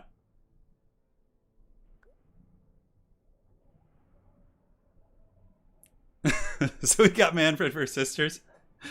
All right. They've wronged us. All right, so we're getting pretty close to the dreaded FFA. So yeah, it is technically maybe favored here based on the lord choices for the elves, but you have to remember who's playing what. I don't know about Ronimus's tournament experience. Let me go ahead and take a look at his profile and see if it's someone under a different name. Oh, yeah, it's Mr. Alarm. Yeah, it's Aaron. Should be fun. Well, yeah, you can definitely. There's a bunch of things you can do here. Good luck to you, Ronimus Prime. Yeah. Do Skinwolf condoms still regenerate? That would make them good for perfect vigor action. Yeah. I suppose they would, Nick. The Longbeards are grumbling. I know they are. And this map is really big too. So what Ronimus could do here is he could just go like Sisters with a bunch of Hawk Riders and like you know, just have this cheesy Air Force squad, and then he could like fly over to Felcon and just like picket his army for free while he like camps the rest of his army super far back, like on the hill. This is like definitely a disadvantage for the Vampire Council anyways. But again, it's still Felcon, so like it's not going to be easy. Vulcan, you and the Thanes are coming over to hang out. Hey, Lich109, let me pull up your donation here. So let me go ahead and do this.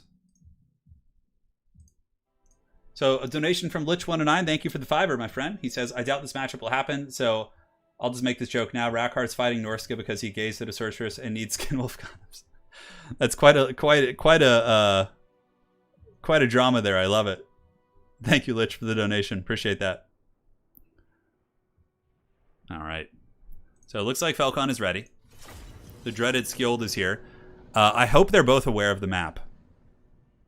Yeah, but you have to bring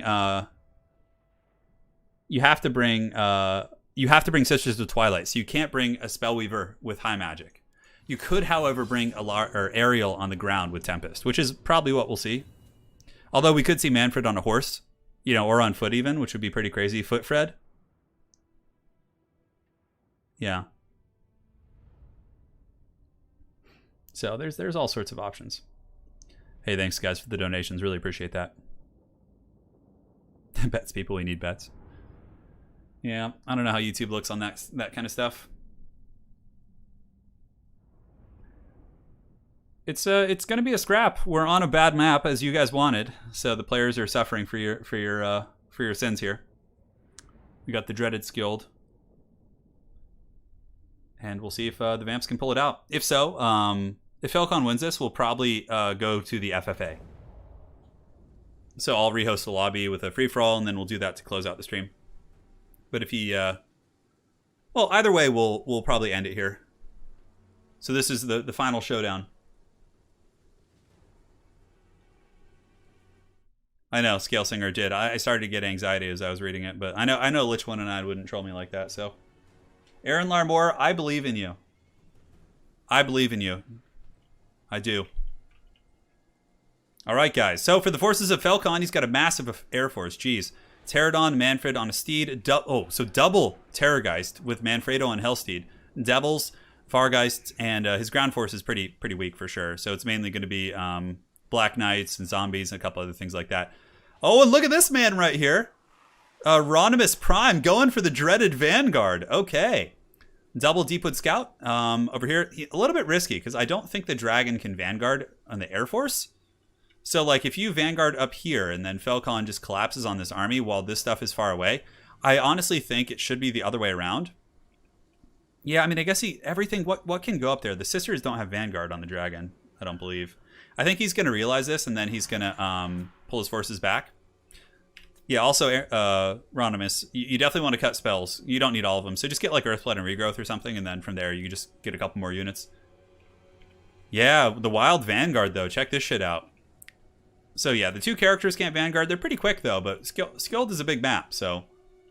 You know what's really funny is we actually had this map in Everchosen once, like in an actual Everchosen tournament. It just goes to show how, like, in the early days of Everchosen, how it just was, like, had a lot of elements that just weren't competitive in it. But, yeah, this wasn't an Everchosen. I can't remember who it was. It was during the Vampire Coast one because we were trying to showcase the new maps and stuff. It doesn't look that... It's weird, though. It's a weird map. It's so big. It's so colossal. Felcon is not at the bottom of the hill. I'm sorry. I'm sorry. Yeah. So what you would want to do with Wood Elves is deploy back here and use your Sisters and your Hawk Riders to just, like, poke the Vargeist down, and then you can, you know, then you can go for the killing blow. Yep. This is gonna be a rough one. It's gonna be a rough one. We do have some Glade Riders kind of vanguarded up in the trees. Which is kind of sneaky, for sure. You can use them to pick off some hounds, but you typically wouldn't want to Vanguard against Vampire Counts, or even bring Glade Riders in the first place. So yeah, Hawk Riders are going up for an aggressive Vanguard right here. They are indeed. Would love to see more maps of this size, says Guac. It looks majestic. Yeah, this map looks really cool. I love the giant, like, dragon skull or whatever. Is that like a dragon skull out there? I think it is. Yeah, it looks like it's like, oh, how far can I go? Yeah, that looks like it's actually the skull of some, like, ancient dragon, which is super badass. You can see, like, the spines. There's, like, a giant sword here. Oh, yeah, and look at that. This map is really cool, and you have, like, the Aurora Borealis over there. It's quite a lovely map. Quite a lovely map. Good luck, have fun! May the odds be ever in your favor. We request that you play Slayer King to wipe away the shame. Okay. Shave the mullet into a mohawk. Alright, so the battle's underway. Immediately the Wood Elf army... Oh man, this is going to be rough. Because, like, the Sisters and the Spellsinger are so far away. Yeah, Falcon immediately getting breath attacks. Yep, 2 breath attacks. He does take down a couple Hawk Riders on both sides. They're now running, but this Wood Elf army is definitely in the danger zone here.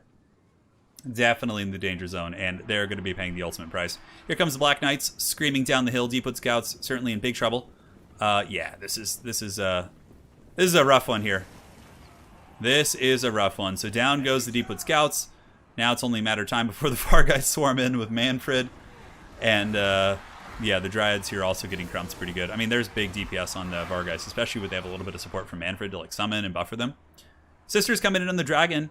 Maybe could get a decent pick on Manfred if he gets like stuck in combat here. We do have a Terrorgeist going in to fight the Spellsinger. Spellsinger actually gets a little bit of a peck on that character, and the Black Knights here actually do get worn down. So the Wood Elf army is able to get some freebies here on the Black Knights, despite losing their missile pieces very, very quickly. They are able to get a win on the other side. Now, oh, look at that. Gaze of Nagash going down on the Sisters of Twilight, who are now piling in to fight against the Terrorgeist. But I think it's going to be too much. There's 2 Gooses here, plus the Vargheist, plus the Invocations of Nehek from Manfred. I think that's going to be the end of the road. And I think that the Sisters, as well as the Spellsinger of Life, are going to be paying the ultimate price here. They are going to be paying the price. This is a disaster, says the Dota 2 caster. Is that supposed to be like an inflection of an accent? Yeah. Anyways. So the Vargheists are swarming. Of course, they do have good AP values now, and you can see the Sisters of Twilight in big, big trouble as Falcon just cleans house here onto the Sisters. And, yeah, the Black Knights just cycle charging wherever they can. Sisters holding on. Looks like there's going to be a regrowth or a Flesh to Stone going down. I know Conjoined Destiny did get fixed recently, so I think it actually heals them now. And one Goose is actually taking a little bit of damage. The Air Force trade not going as bad as I thought it would. I mean, if the Sisters can get some sort of big, you know, big Conjoined Destiny, I mean, that would be a pretty wild situation, right? If he were still to win this Air Force fight. I also think pulling in the Hawk Riders to fight would be a good idea, too. So Flesh to Stone, Sisters are now broken. Is there going to be something to chase them off? Looks like it. They're at about 900 HP. The Vampiric monsters are all over them. Spellweaver of Life doing its thing, but he was able to get a Goose, which is certainly a nice grab. On the ground, zombies and Black Knights really taking a ton of damage. Glade Riders kill those zombies. And, you know, a valiant attempt for sure. A valiant attempt. Flesh to Stone, not going to save you, though, from the fury of Manfred von Baldstein here as he comes in and appears to finish off the Sisters. I think Conjoined Destiny is about to proc. I don't know how it works after the changes, so we'll see here in a second. Okay, it looks like there's some weird healing effect over the top of the head, or some channeling. Oh, look at that! Look at that big heal. That's pretty cool. Okay, well, she's not going to come back, so it won't really matter too much. But the Elvish army on the other side, going to be moving into. You should upload the Air Force fight to Cornhub. Oh my god, that's really funny. It's from the $5 million tournament for Dota 2. Oh, okay. I would actually love to cast for like a major kind of esport tournament. I think that'd be really fun, like a really, really big one. I don't know though. I'm not super interested in a lot of the mainstream esport titles. That's a big problem. So Dryads moving in. We do have the Firebark Elders getting ready to take these Black Knights to Pound Town. The Hawk Riders doing their thing, and you know, well played. I mean, very, very tough opponent here, and he's gotten to more or less the 4 or 5 minute mark. Sisters going to get chased off. If they were to come back, they might be able to fight the Devils off with a little bit of healing support, but it looks like both the Sisters as well as the Spellweaver of Life are going to be escorted off the battlefield. They'll be back to fight another day, and there you have it. That's GG. Army losses will be kicking in soon. A couple good breath attacks from the Gooses, or you know, just routing basically any of the units here will probably lead to army losses. As you can see, it's pretty much the point of no return. Hawk Riders doing their thing, but that's it. Your Vanguard bet was off. Yeah, the Vanguard play was a bold strategy for sure. Typically, you would probably want to go Sisters on an Eagle with Hawk Riders and maybe like a Tempest caster on the ground, and just really abuse, and even some skirmish cavalry, just to have really abused the vampire counts, the fact that they have to march across a big map. But yeah, it's tricky. It's tricky stuff. I mean, he's having to play Falcon, maybe a newer player, I'm not sure, but I recognize the name. So there. GG, well played. All right, guys, it's time for the dreaded FFA. Let's do it to it. Let's do it to it. All right, let's have some water here. It was a bold try, my friend. Sisters probably still got some okay value. Yeah, 1,500, really not bad considering the circumstances. All right, guys. GG. all. Time for FFA. I will rehost. All right, so now we go to the dreaded FFA. Falcon will be the winner with 9 wins. Obviously, I'm sure you could keep going, but we're gonna call it there. You're welcome. Well played, Ronimus. Well played. Looking forward to seeing you in the streams once again, brother. And now it is time for the FFA, so it's going to be called Turin FFA. Password is 4321. 4321. Make some spots. Let's go to free-for-all battle. And let's go ahead and do the Yield Troll Country is always a fun one. I think we've seen enough Rakarth. Let's get the Wookiee up to block it. We can get the scorecards down and everything for the King of the Hill. And one more thing. We're good. Do an FFA where everyone goes Lizardman. Oh my god. Well, we'll see. We will see. Hey, we got Falcon again, Chironomus, and Red Devil. Okay. Maybe we'll do 2 FFAs too. We'll see. So Troll Country is the map. Okay. You guys want to do the wheel for the FFA? Okay, we will wheel this. So I'm going to roll for everyone here. So Falcon, let's do this. I think that's more fun, actually. So let's go to the army picker. All right. I will go Dowie. And I'm going to go Ungrim for you guys, because I know you wanted him. But everyone else gets the wheel. All right, so are we looking at the right screen here? We are. Okay, so this is for Falcon. Let's see what he gets. I get the Dowie. Volkmar. Volkmar. Falcon. He wants Stretch. And then he gets like a super powerful lord. All right, so this is for Chironomus. Pull the lever, baby. I wish I had an actual lever to pull on my desk. That'd be so fun. All right, and tic-tac-toe for Chironomus. And now for Red Devil, he's like, please don't give me Grimgor again. We got to get some dwarf play. We haven't had a single dwarf today, so. Oh, we get Belagar. Belagar Red Devil. Okay, so we got 2 dwarves here, actually. So I'm going to go Carrot Kadrin, just so there's a little bit of differentiation. All right. So let's go ahead and go Carrot Kadrin. And we'll get back in this. No rerolls in this one. You just got to take what you get. So we got 2 dwarves. It's going to make for an interesting showdown. All right, Wookiee is here. He's ready to block. Satisfy the grudge. All right. So we're taking the Slayer King. Let's just take him with all his items. Screw it. Who cares? Who cares about being efficient? Yeah, Volkmar is going to be a bit of a pain for sure. Okay, that looks good. Lizards and other Dowie. Okay, we'll put on like the quick battle caps. That's gonna help a little. Can we afford this? All right, looks good.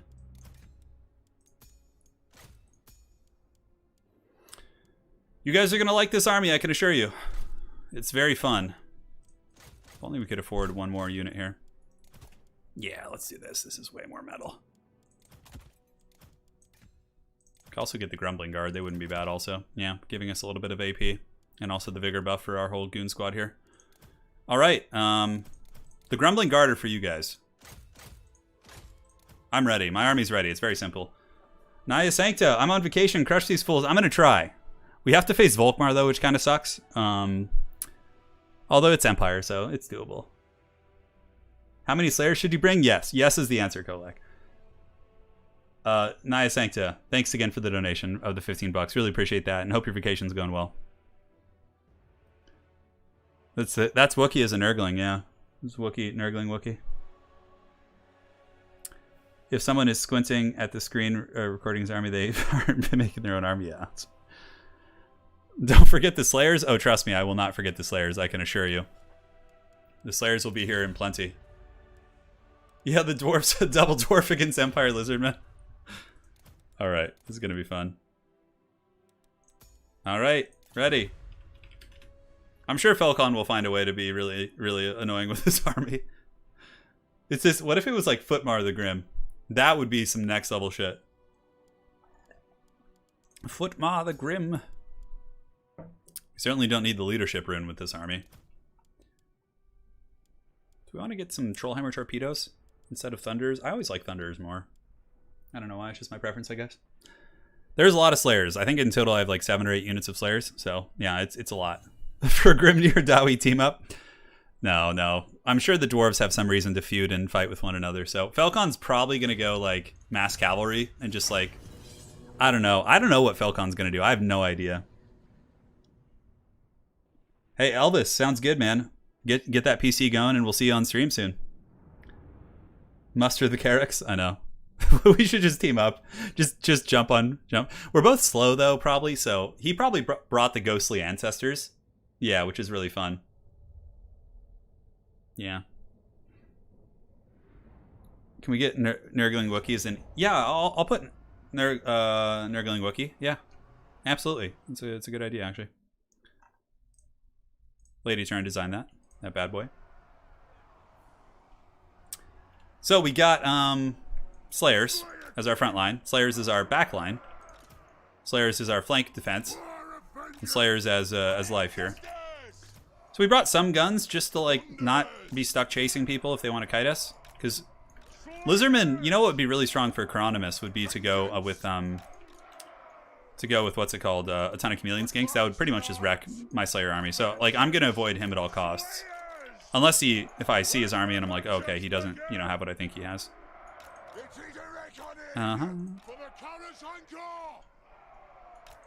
Do this and then get you and you like that. Looks good. All right, very simple army, very straightforward. Meloria, do another FFA game so I can join and get absolutely destroyed because I don't play multiplayer. I'll do one more. Yeah, I'll do one more FFA game after this. We will. Thanks, Meloria. Thank you. All right.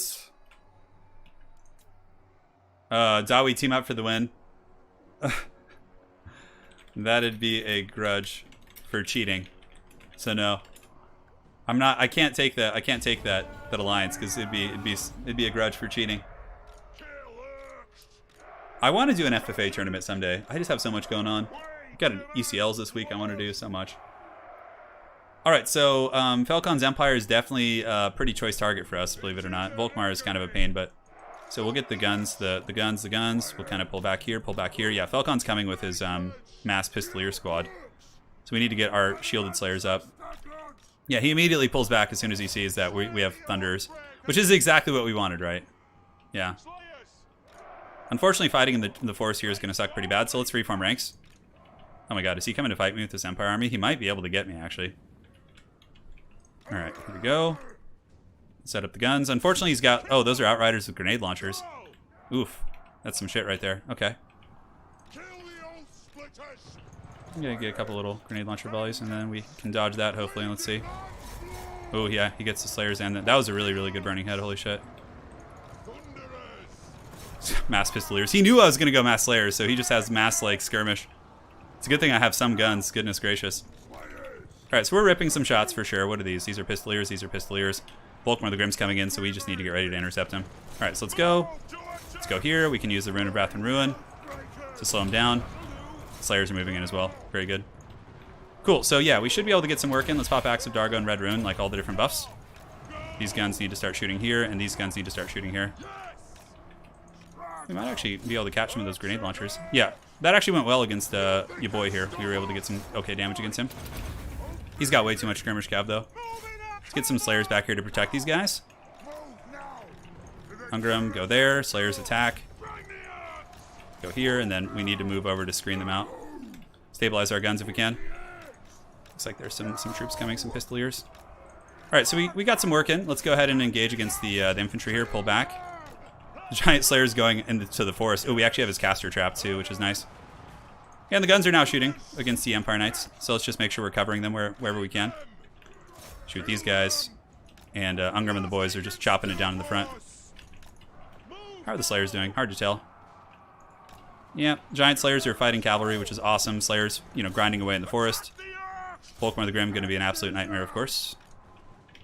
How are we doing back here? Yep, we need to start shooting at the front line again. Alright, let's shoot at Volkmar, wear him down.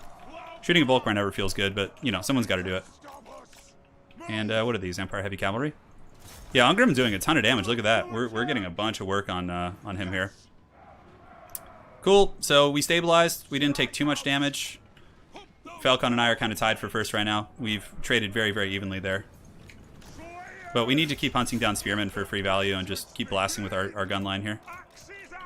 Nope. Okay, let's dodge that if we can. It's a banishment. Yep, looks like we dodged it. No problem. Good. Make sure it doesn't rotate into any of our other Slayers here. And those Spearmen are broken. We have Slayers chasing down his State Troopers, I think. Alright, so it looks like some cavalry are coming up through the center. So now what we can do is we can Rune of Wrath and ruin these hoes. And then we can intercept them here, move up Slayers, Slayers, and Slayers. We should be okay. Great. That was good. Foe Seeker as well. Let's pull back. We can have one unit keep chasing. Cool, so yeah, the Empire Heavy Cavalry, we hammered them pretty good with that Rune of Wrath and Ruin. We got Spearmen moving in, no problem. We'll just intercept them with our infantry. And we definitely have a lot of tools to defend our line with. Falcon rotated away because I'm more static. So he's just trying to get away from my army because now the Lizardmen are going to be coming for me. So we're going to rotate away too because we can't afford to stay here. We need Clan Angren to actually fight and do something.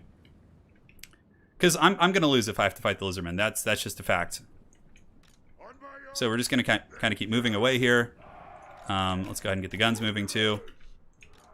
I could sacrifice probably one unit of Slayers. Is going to be necessary here just to allow us to get away. Because that one unit of Slayers will put in Group 3 and they'll allow us to do some work. Yeah. We did good. I mean, I think we would have eventually beat that Empire army if not for the Lizardmen intervention here. Because that is a lot. Okay, let's keep moving. Those poor Slayers are being sacrificed. How are we going to get away here? I might just have to turn and fight, honestly, which really, really sucks. Because then I'm going to get backdoored by the Empire army here. Yep. Those Slayers are holding quite well.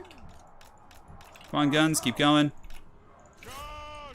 We have some guns in position here, so let's start ripping some shots. Pull these guys back so we don't get grenade launched. Move you in, move you in. And Grumbling Guard can probably hold back quite a few lizards. We need Clan Angren to do something, though. the Dwarven Alliance, that was to be. Alright, so let's get you going. Yeah, we gotta fight now. We have no choice. We're being 2v1'd. That tends to happen to Dwarves, though, in FFAs. We need to just kind of keep developing in this direction. See if we can, like, get over here and, like, form a Helm's Deep. So we'll take some casualties, but, yeah, if Angren decides to do something and get in here. The Slayers will grind some good points, too. They'll definitely get some good points. But we can't afford the 2v1. Alright, so I do have a slow here. I could actually use this on them and see if Falcon's paying attention. Which I suppose he is, but maybe we'll be able to get a couple guys. Alright, so let's get some... We don't want Giant Slayers fighting here, but I guess we have no choice.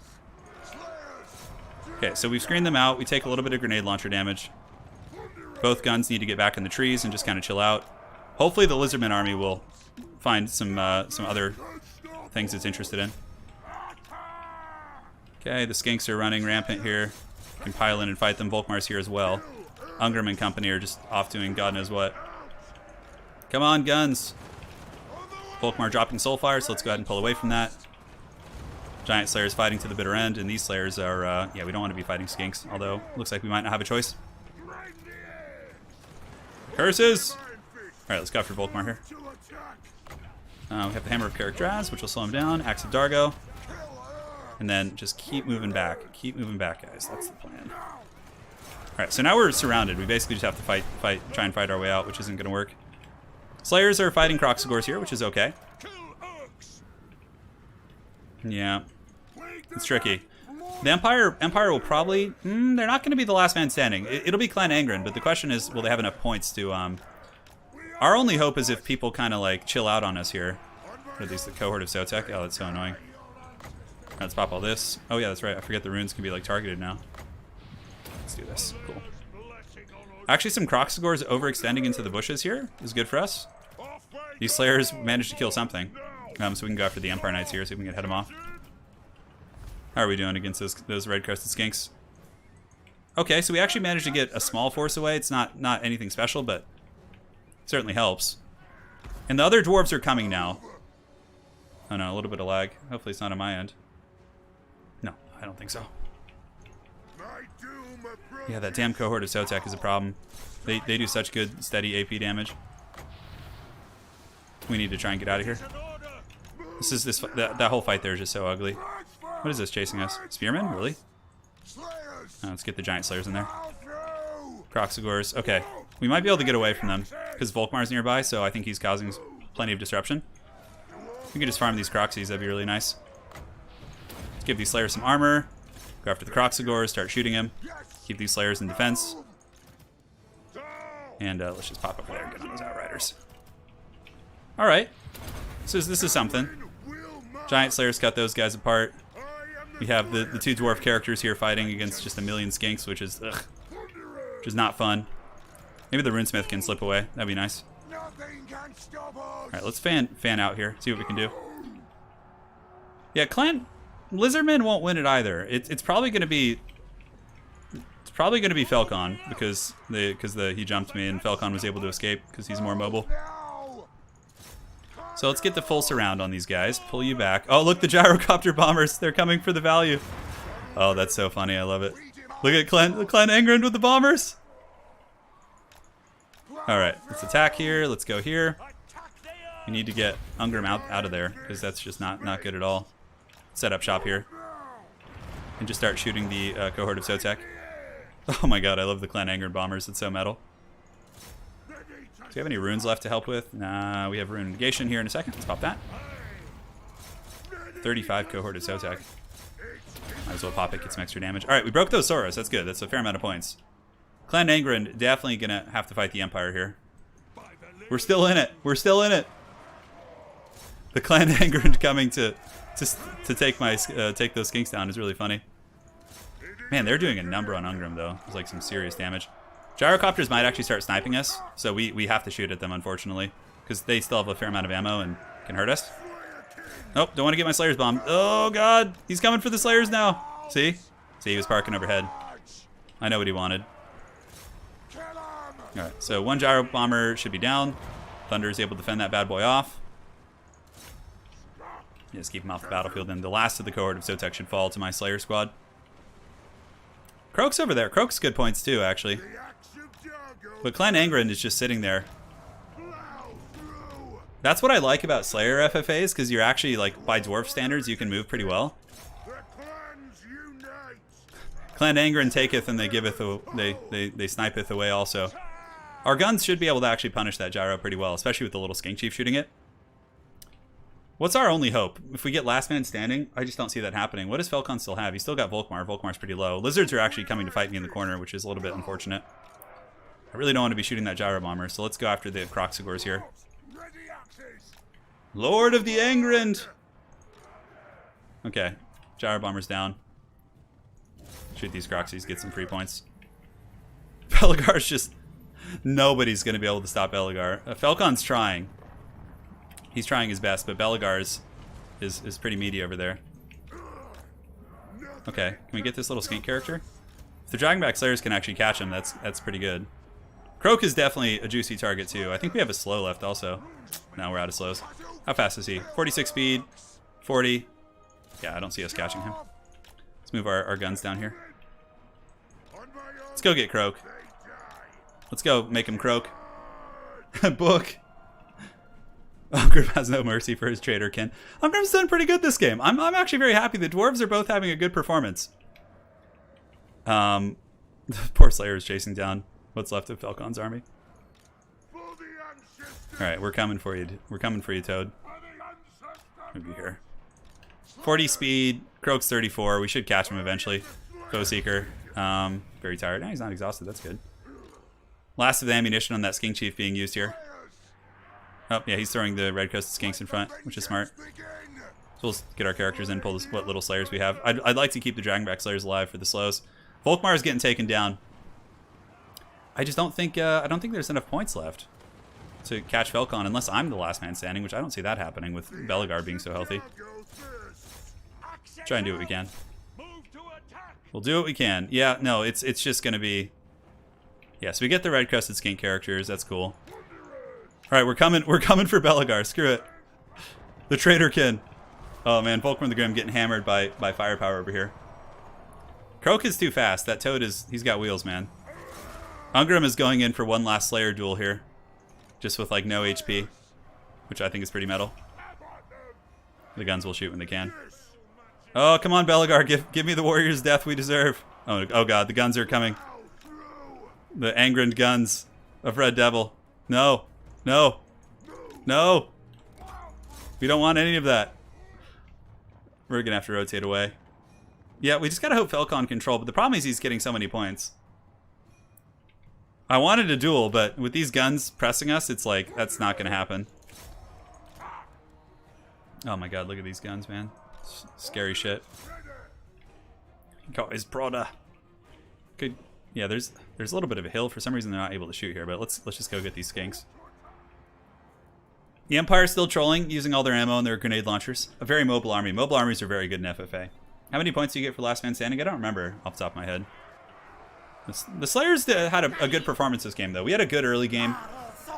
In the end, our mobility cost us as we got 2v1'd, and then it allowed Falcon to escape scot-free, and we paid the price. The Anger and Gyrocopters. We're coming for Croak. Coming for that big Toad.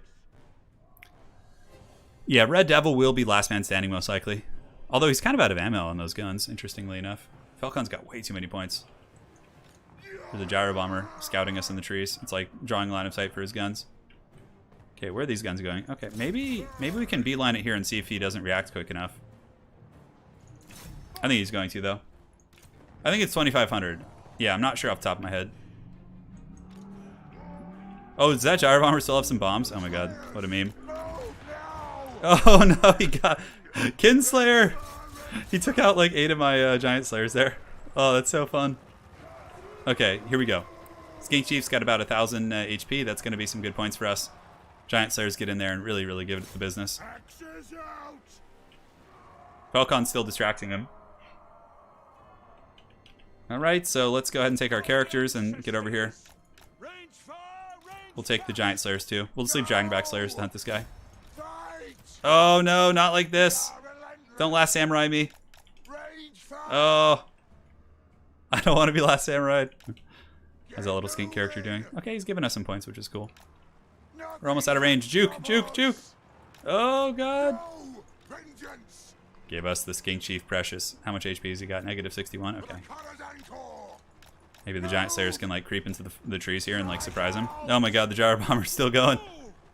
It's still going. That means he's paying attention. Alright, we shattered that character. No slows left. We do have the ward save items. Alright, let's go. Let's go. I mean, Belegar with all of his items, or excuse me, Ungrim, plus, holy shit, what was that? That was like some huge grenade launcher. Plus the Hammer of Carrick Draz. I might be able to win the duel against Belegar. It's not likely. I want to get the duel, but I don't think he's going to let me have it, which I completely understand. I'll get these Giant Slayers around the flank. Yeah, he's shooting the Runesmith right now. Let's even get these guys on the guns. And then the Giant Slayers can like run away. Let's go. Give us the duel. That's what the people want. Oh, Foe Seeker for vigor. No, Falcon, be gone. Don't break my charge. Oh, what are you doing? I think he's just trying to run, honestly. Okay. Oh, looks like there's going to be some witchcraft here. Okay, at least we're getting points from Outriders. Oh, it was a Croak Bomb. I don't know why Falcon's attacking me here. I mean, yeah, it's fine. I'm okay with this. We're just getting some points, chopping away. But now Belegar's going to get the jump on me because I'm surrounded. Alright, so let's go ahead and pop this. And now we pop all of our buffs. Go for him. Hammer of Carrick Draz. I think we got it. Yeah. No, not quite. Okay, so we got all of our buffs. But unfortunately he's got stuff nearby. Looks like we have about 600 HP. There's Dwarven guns shooting. Yeah, I think I'm being shot too. Yep. There's Thunderers in the forest shooting Ungrim. A treacherous duel. Oh no, Ungrim has fallen before the Clan Angrand. The one giant slayer. Here. Alright guys, we're playing a solo game now.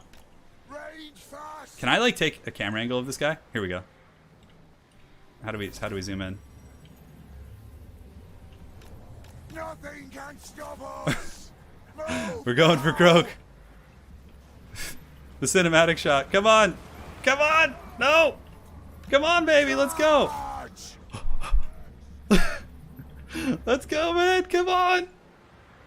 Oh, go out like a slayer against a big scary monster of some sort. Oh. Oh, look. Belagar and him are teaming up now. Oh, God. Give me the Croak kill. Come on. There we go. Oh, there's the Cine shot. Nope, no. Get the Croak. Oh, he's dead. Okay, we'll get Belagar, I guess. Next best thing. It's like playing a first-person shooter. Alright, here, let's go. Oh, God. KO'd. KO'd. Oh, this is the end. This is a true Slayer's end. So Falcon wins it for sure. Yeah. The Lizardman jumping me cost us, guys. He let Falcon win again. Pump those dwarven legs. GG, well played.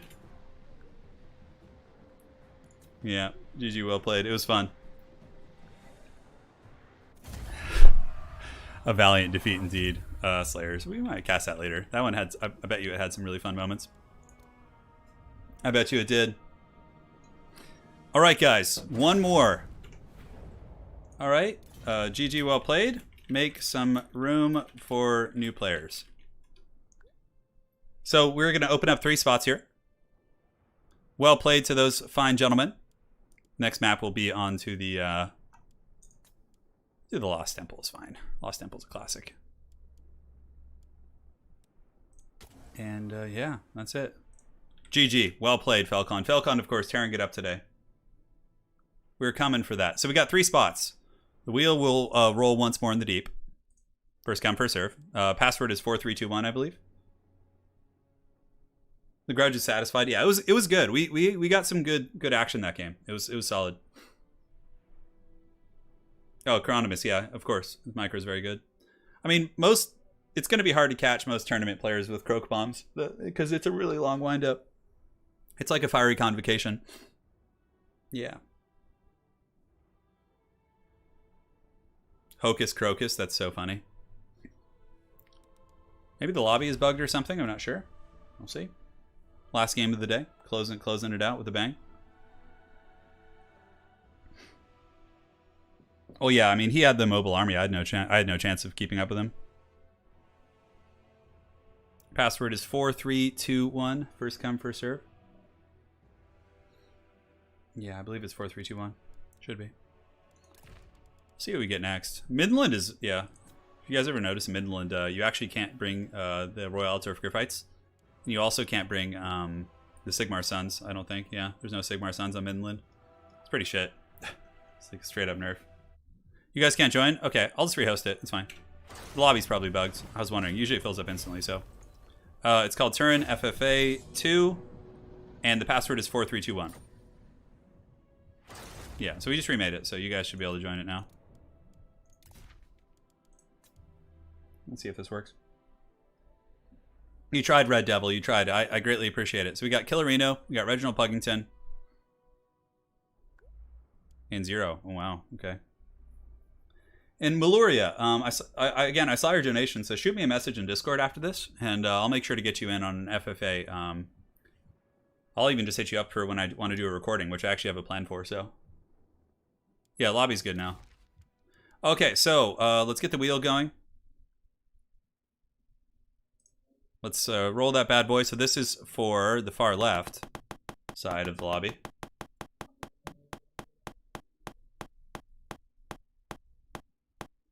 Okay, so Lokir Fellheart for killer. And now for myself. Let's see what we get. Come on, give us some goodness. Norska? I haven't had any Norska today. God, why is KOTH so common? Oh my god, KOTH. Okay, Tomb Kings, I guess. Uh-huh. Now for 0.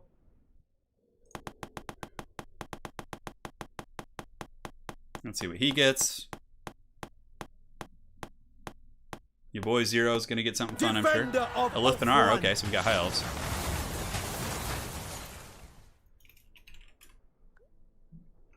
And for Puggington, watch it be Ungrim. Here it comes. We got DJ KOTH. You know that booth is coming. Manfred for the vampires. So I'll give everyone the opportunity to reroll 1, since it's some familiar faces for Pug. Although Puggington loves vampire count, so wants to reroll. Oh, we'll give him a reroll this time around, just to give you guys some different picks. So we got Loke here. Puggington's all happy. You got like his main faction. Okay, we'll put on unit caps just to be safe.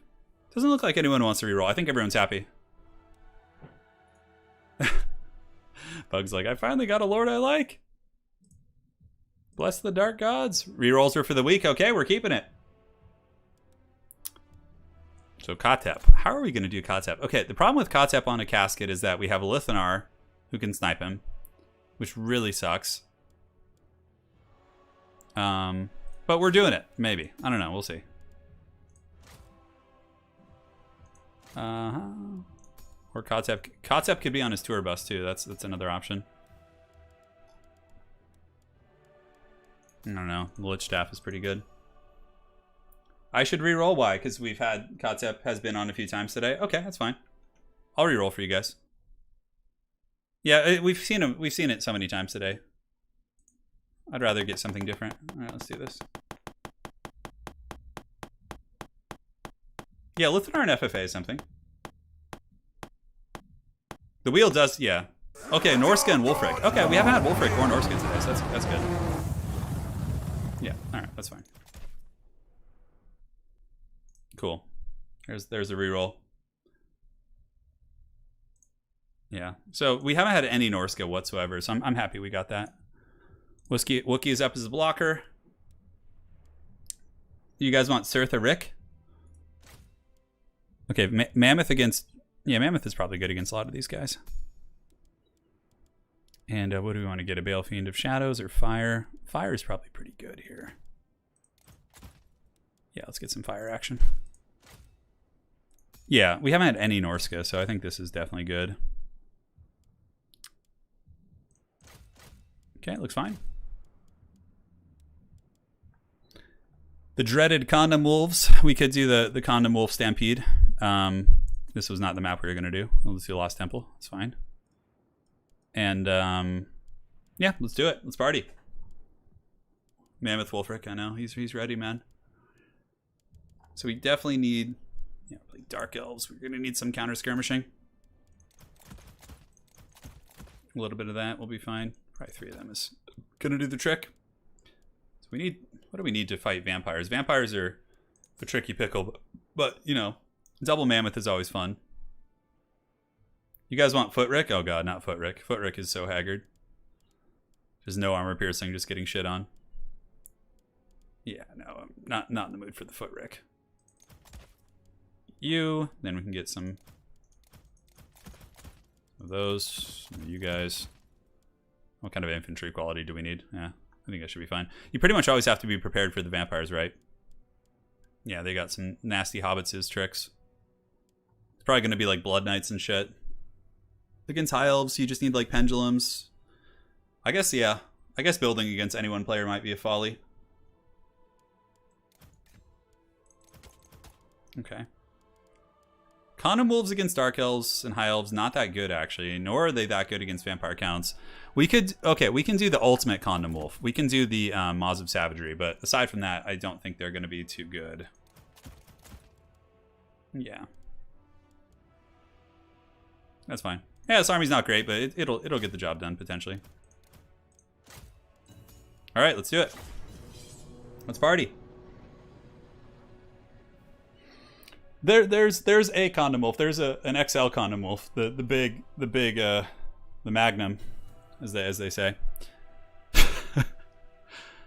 Yeah, because other condom wolves are not good against like any of those factions really. Like I guess against high elves they can be okay, but it's just Marauder Horsemasters. Yeah, I got some of those. I got some mammoths.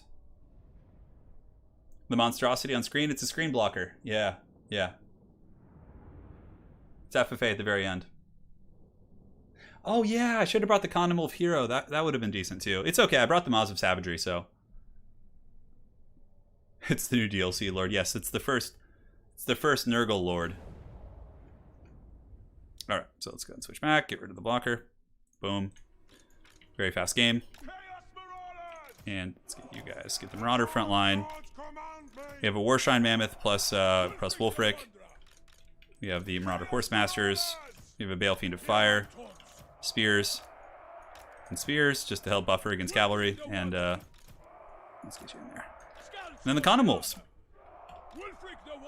Yeah, it's a mammoth force. It's a fairly standard Norscan army. Not I mean, some of the memes you can go like mass Famir, you can go like mass trolls. There's all sorts of stuff. So here we have Dark Elves, which I'd probably rather fight, especially since he has Lokir. Like that's a big boon for us. Definitely want to fight the Lokir.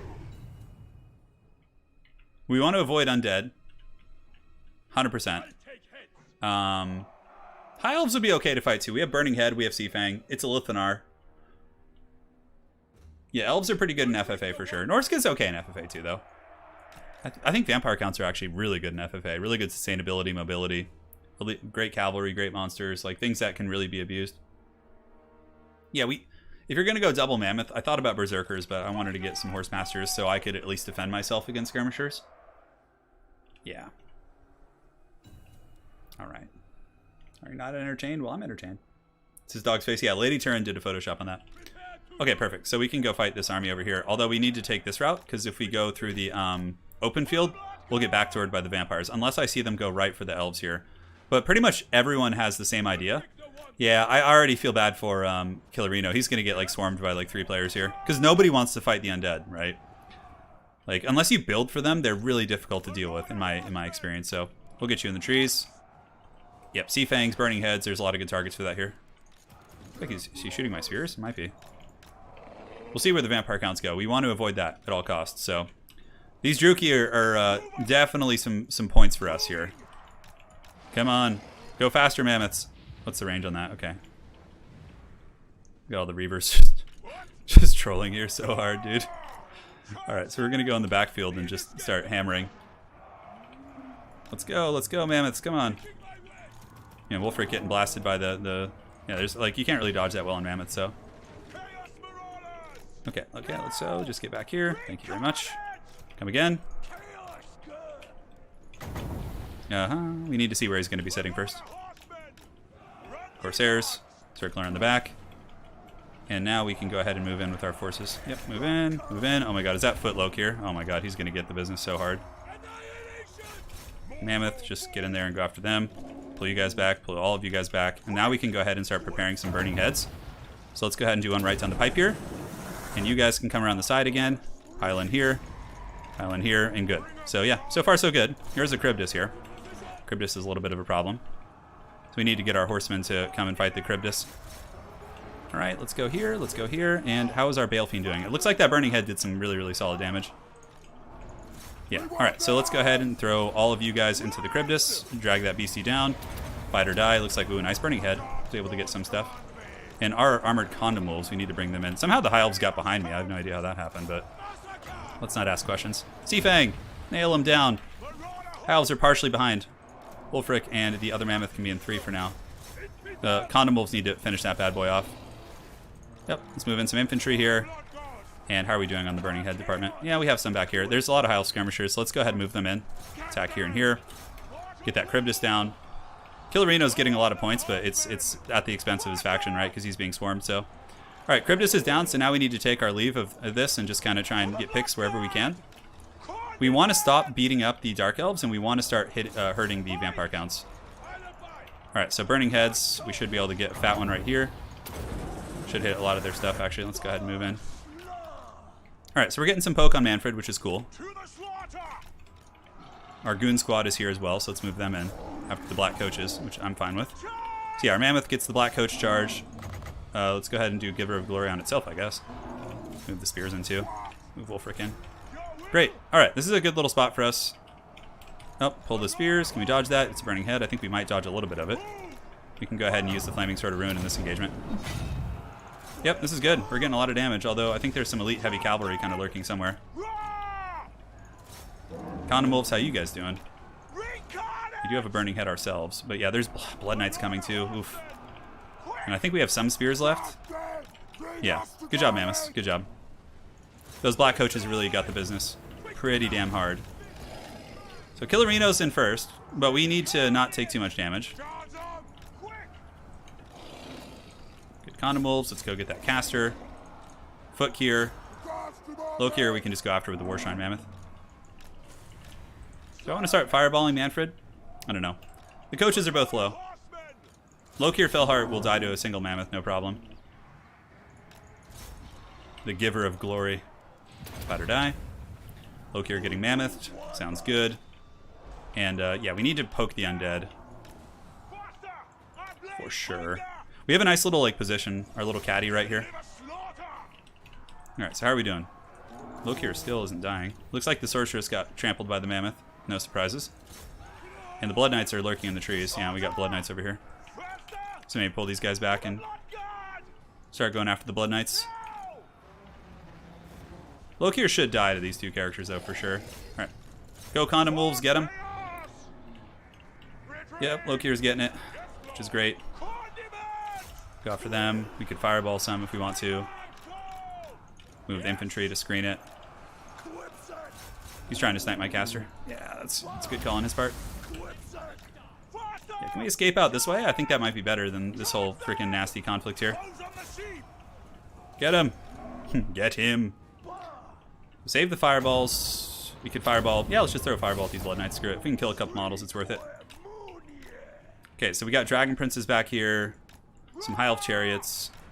Let's go and take fire off Will so we don't waste ammo on these guys. Lokier's dead. We're in first. There's so much left on the battlefield, though. That's a problem.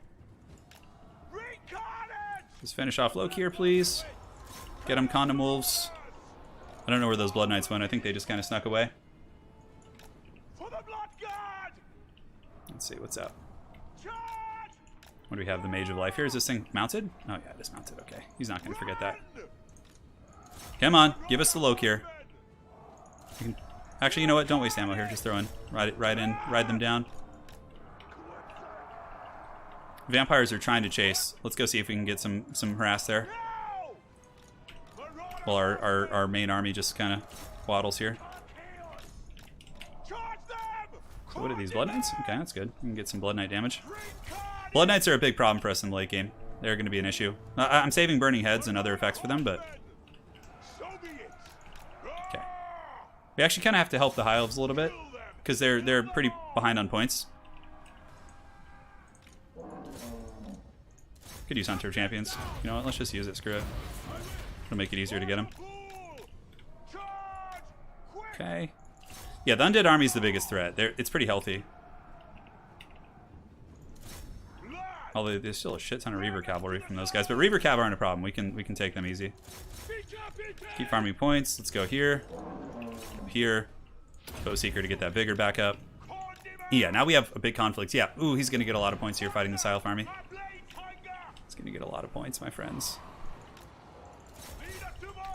I'm way too far away to do anything about it. Cool, we'll get that chariot. Fireborn. Yeah, these Dragon Princes actually holding surprisingly well. Believe it or not. Yeah, the High Elf Army seems much easier to deal with for me than the alternative. Okay, so we got Lokier. Let's go just grind some zombies out, I guess. How's the value on these guys so far? 1,000? 1,000? Yeah, Marauder Horsemaster's doing some work. Okay, this is a big battle here. I guess I just get the scraps. Gonna have to rely more on being last man standing, but we're getting a bunch of value from shooting at Manfred, actually. He's a big, high value target, so you can see we're getting some substantial points. Yep, looks good. Manfred took some damage. Vampires are actually in a little bit of trouble here, perhaps. Keep going with those. Cool. Give us the zombies. I know it's only 100 points, but, you know, it could make the difference, right? Nice breath attack right there. A very intense fight. I don't even know where Lithanar is. Is this the actual Lithanar? The real Slim Shady? Is he over there? He is my mammoth. Want to have a word with him.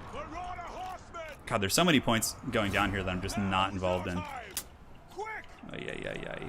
Something hiding in the trees over there, too. Let's just move through. All right. What do we want to throw at?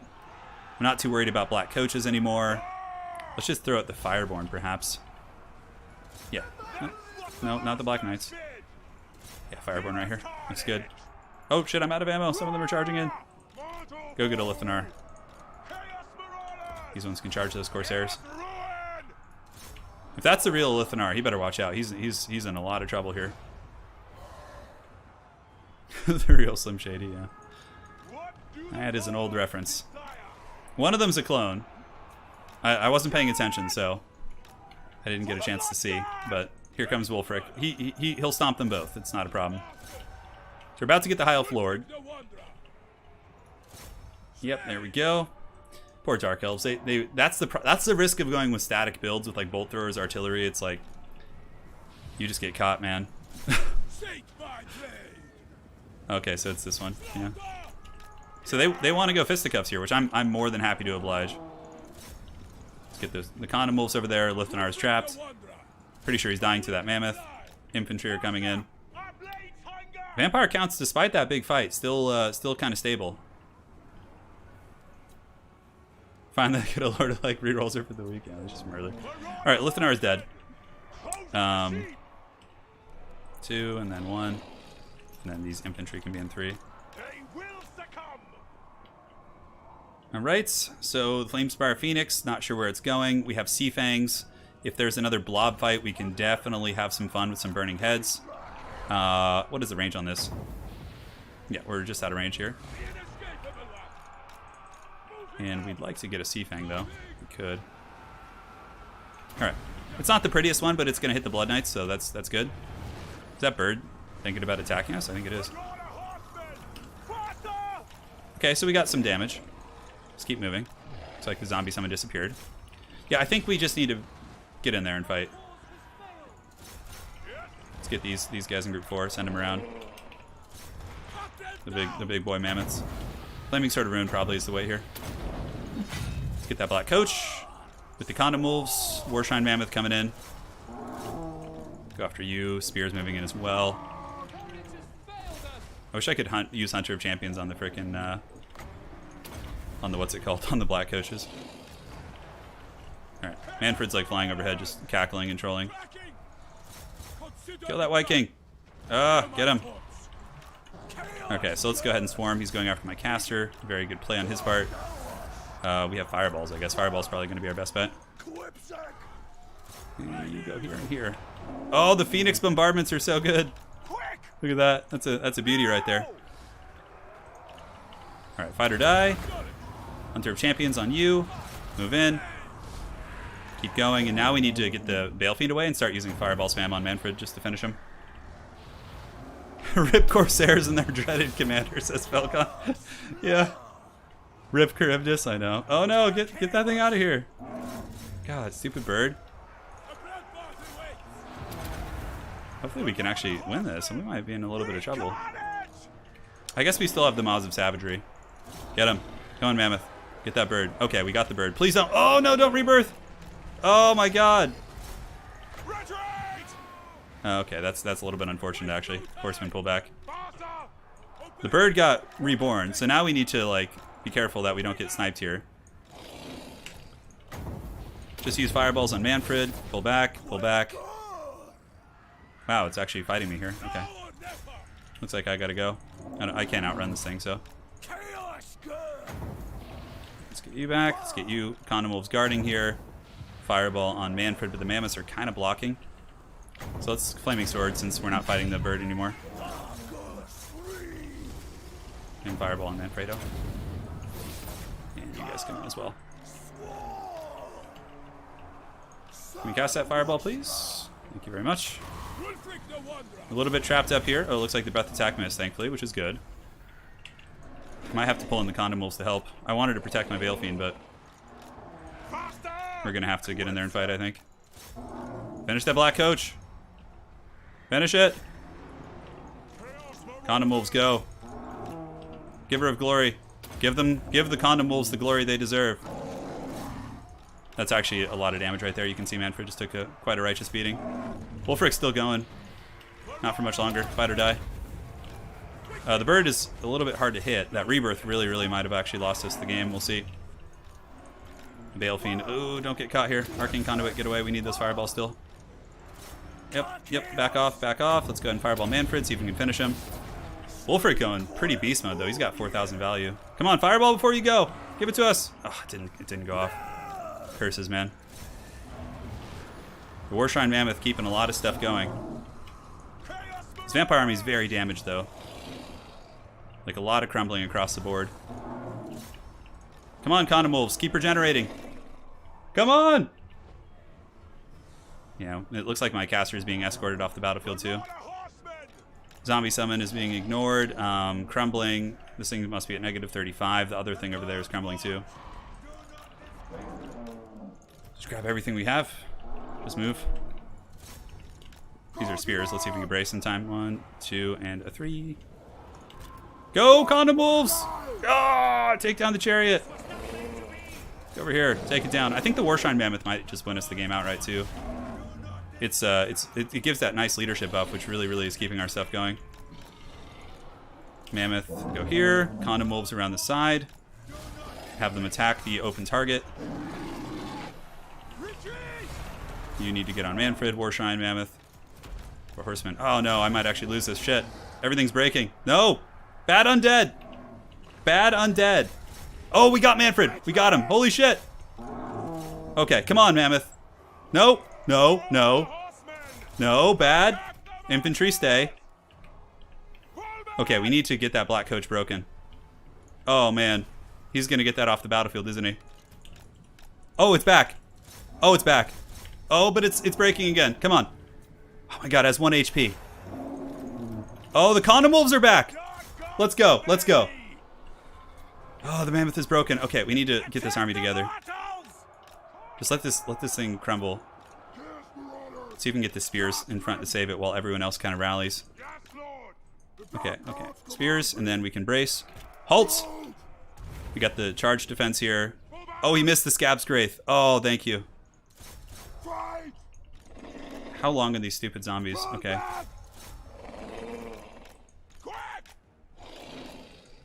How can I squeeze through here and save them? Yeah, okay.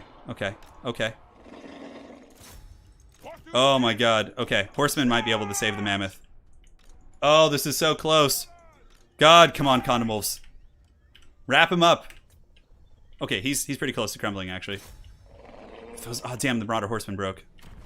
I don't know if I'm going to be able to save him. I need that mammoth to rally. So how fast am I? He's 90 speed, I'm 65. But the mammoth is slow, so we're moving essentially at the speed of the mammoth, right? We're just going to walk these guys and let their vigor recharge, because that's that. Oh, God. Oh, come on, mammoth. Oh, my God, this is it. I need him to get, like, stuck on the mammoth so the condom wolves can catch him. They're exhausted, though. Shaken. I mean, he's shaken, but he's undead, so it doesn't matter. He's not shaken, but he's more or less the equivalent, right? Like critical binding. How much value have these guys got in this game? 2,500, man. Pretty good performance across the board. This mammoth too fast? I know it is. Too fast, too furious. I mean, there's no terror, so I'm pretty sure the Maws of Savagery just win this. Like, I don't see him beating the Maws of Savagery, especially with them healing to their healing cap here. Got those mammoth legs. It's going hard. Alright, let's just rest. Get our infantry coming. Oh, man. Alright, so we're just chilling here. Oh, my God! Oh, you better pray, baby. Oh, no, don't break again, mammoth. Come on, one more attack. Give it to me. Oh, one more attack. Come on. Oh, yeah, there we go. Okay, the mammoth came back, but then it broke instantly, but I think it hit him. Okay. Maws of Savagery await. Oh my god.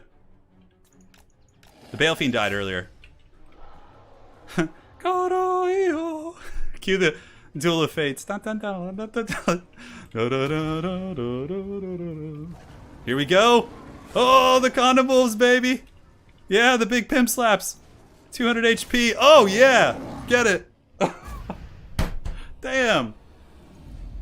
That one was pretty legendary, huh? Oh, what a way to end the stream. Hey, Jeff, thank you for the donation of the $5. Oh, dude, that was some shit. Damn, dude, that game was insane.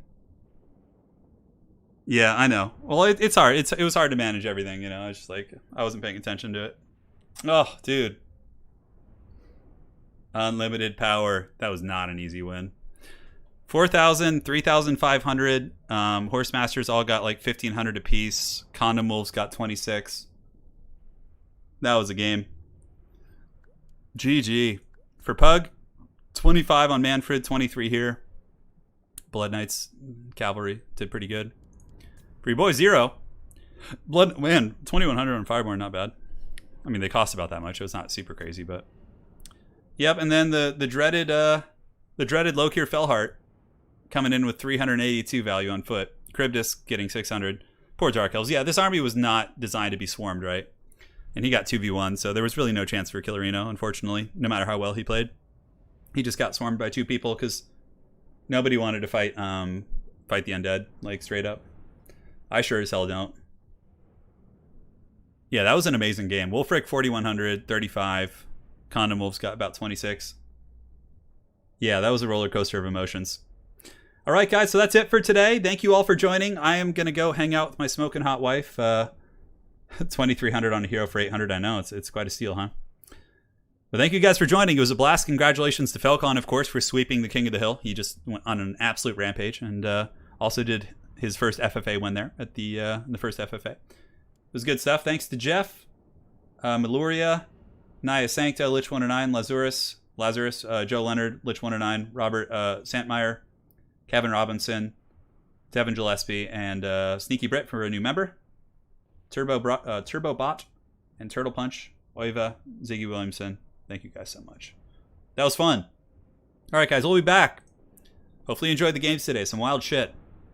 I might stream tomorrow. I'm not sure. I might take the day off. I'm going to check in with Lady Turin, see what she wants to do. But appreciate you guys. Thanks for getting me to 500 likes. Means I'm getting some action tonight, according to Lady Turin. So life's good. And we'll see you guys on the other side. Take care, my friends, and avoid Nurgle's Plague. We'll be back soon. Cheers.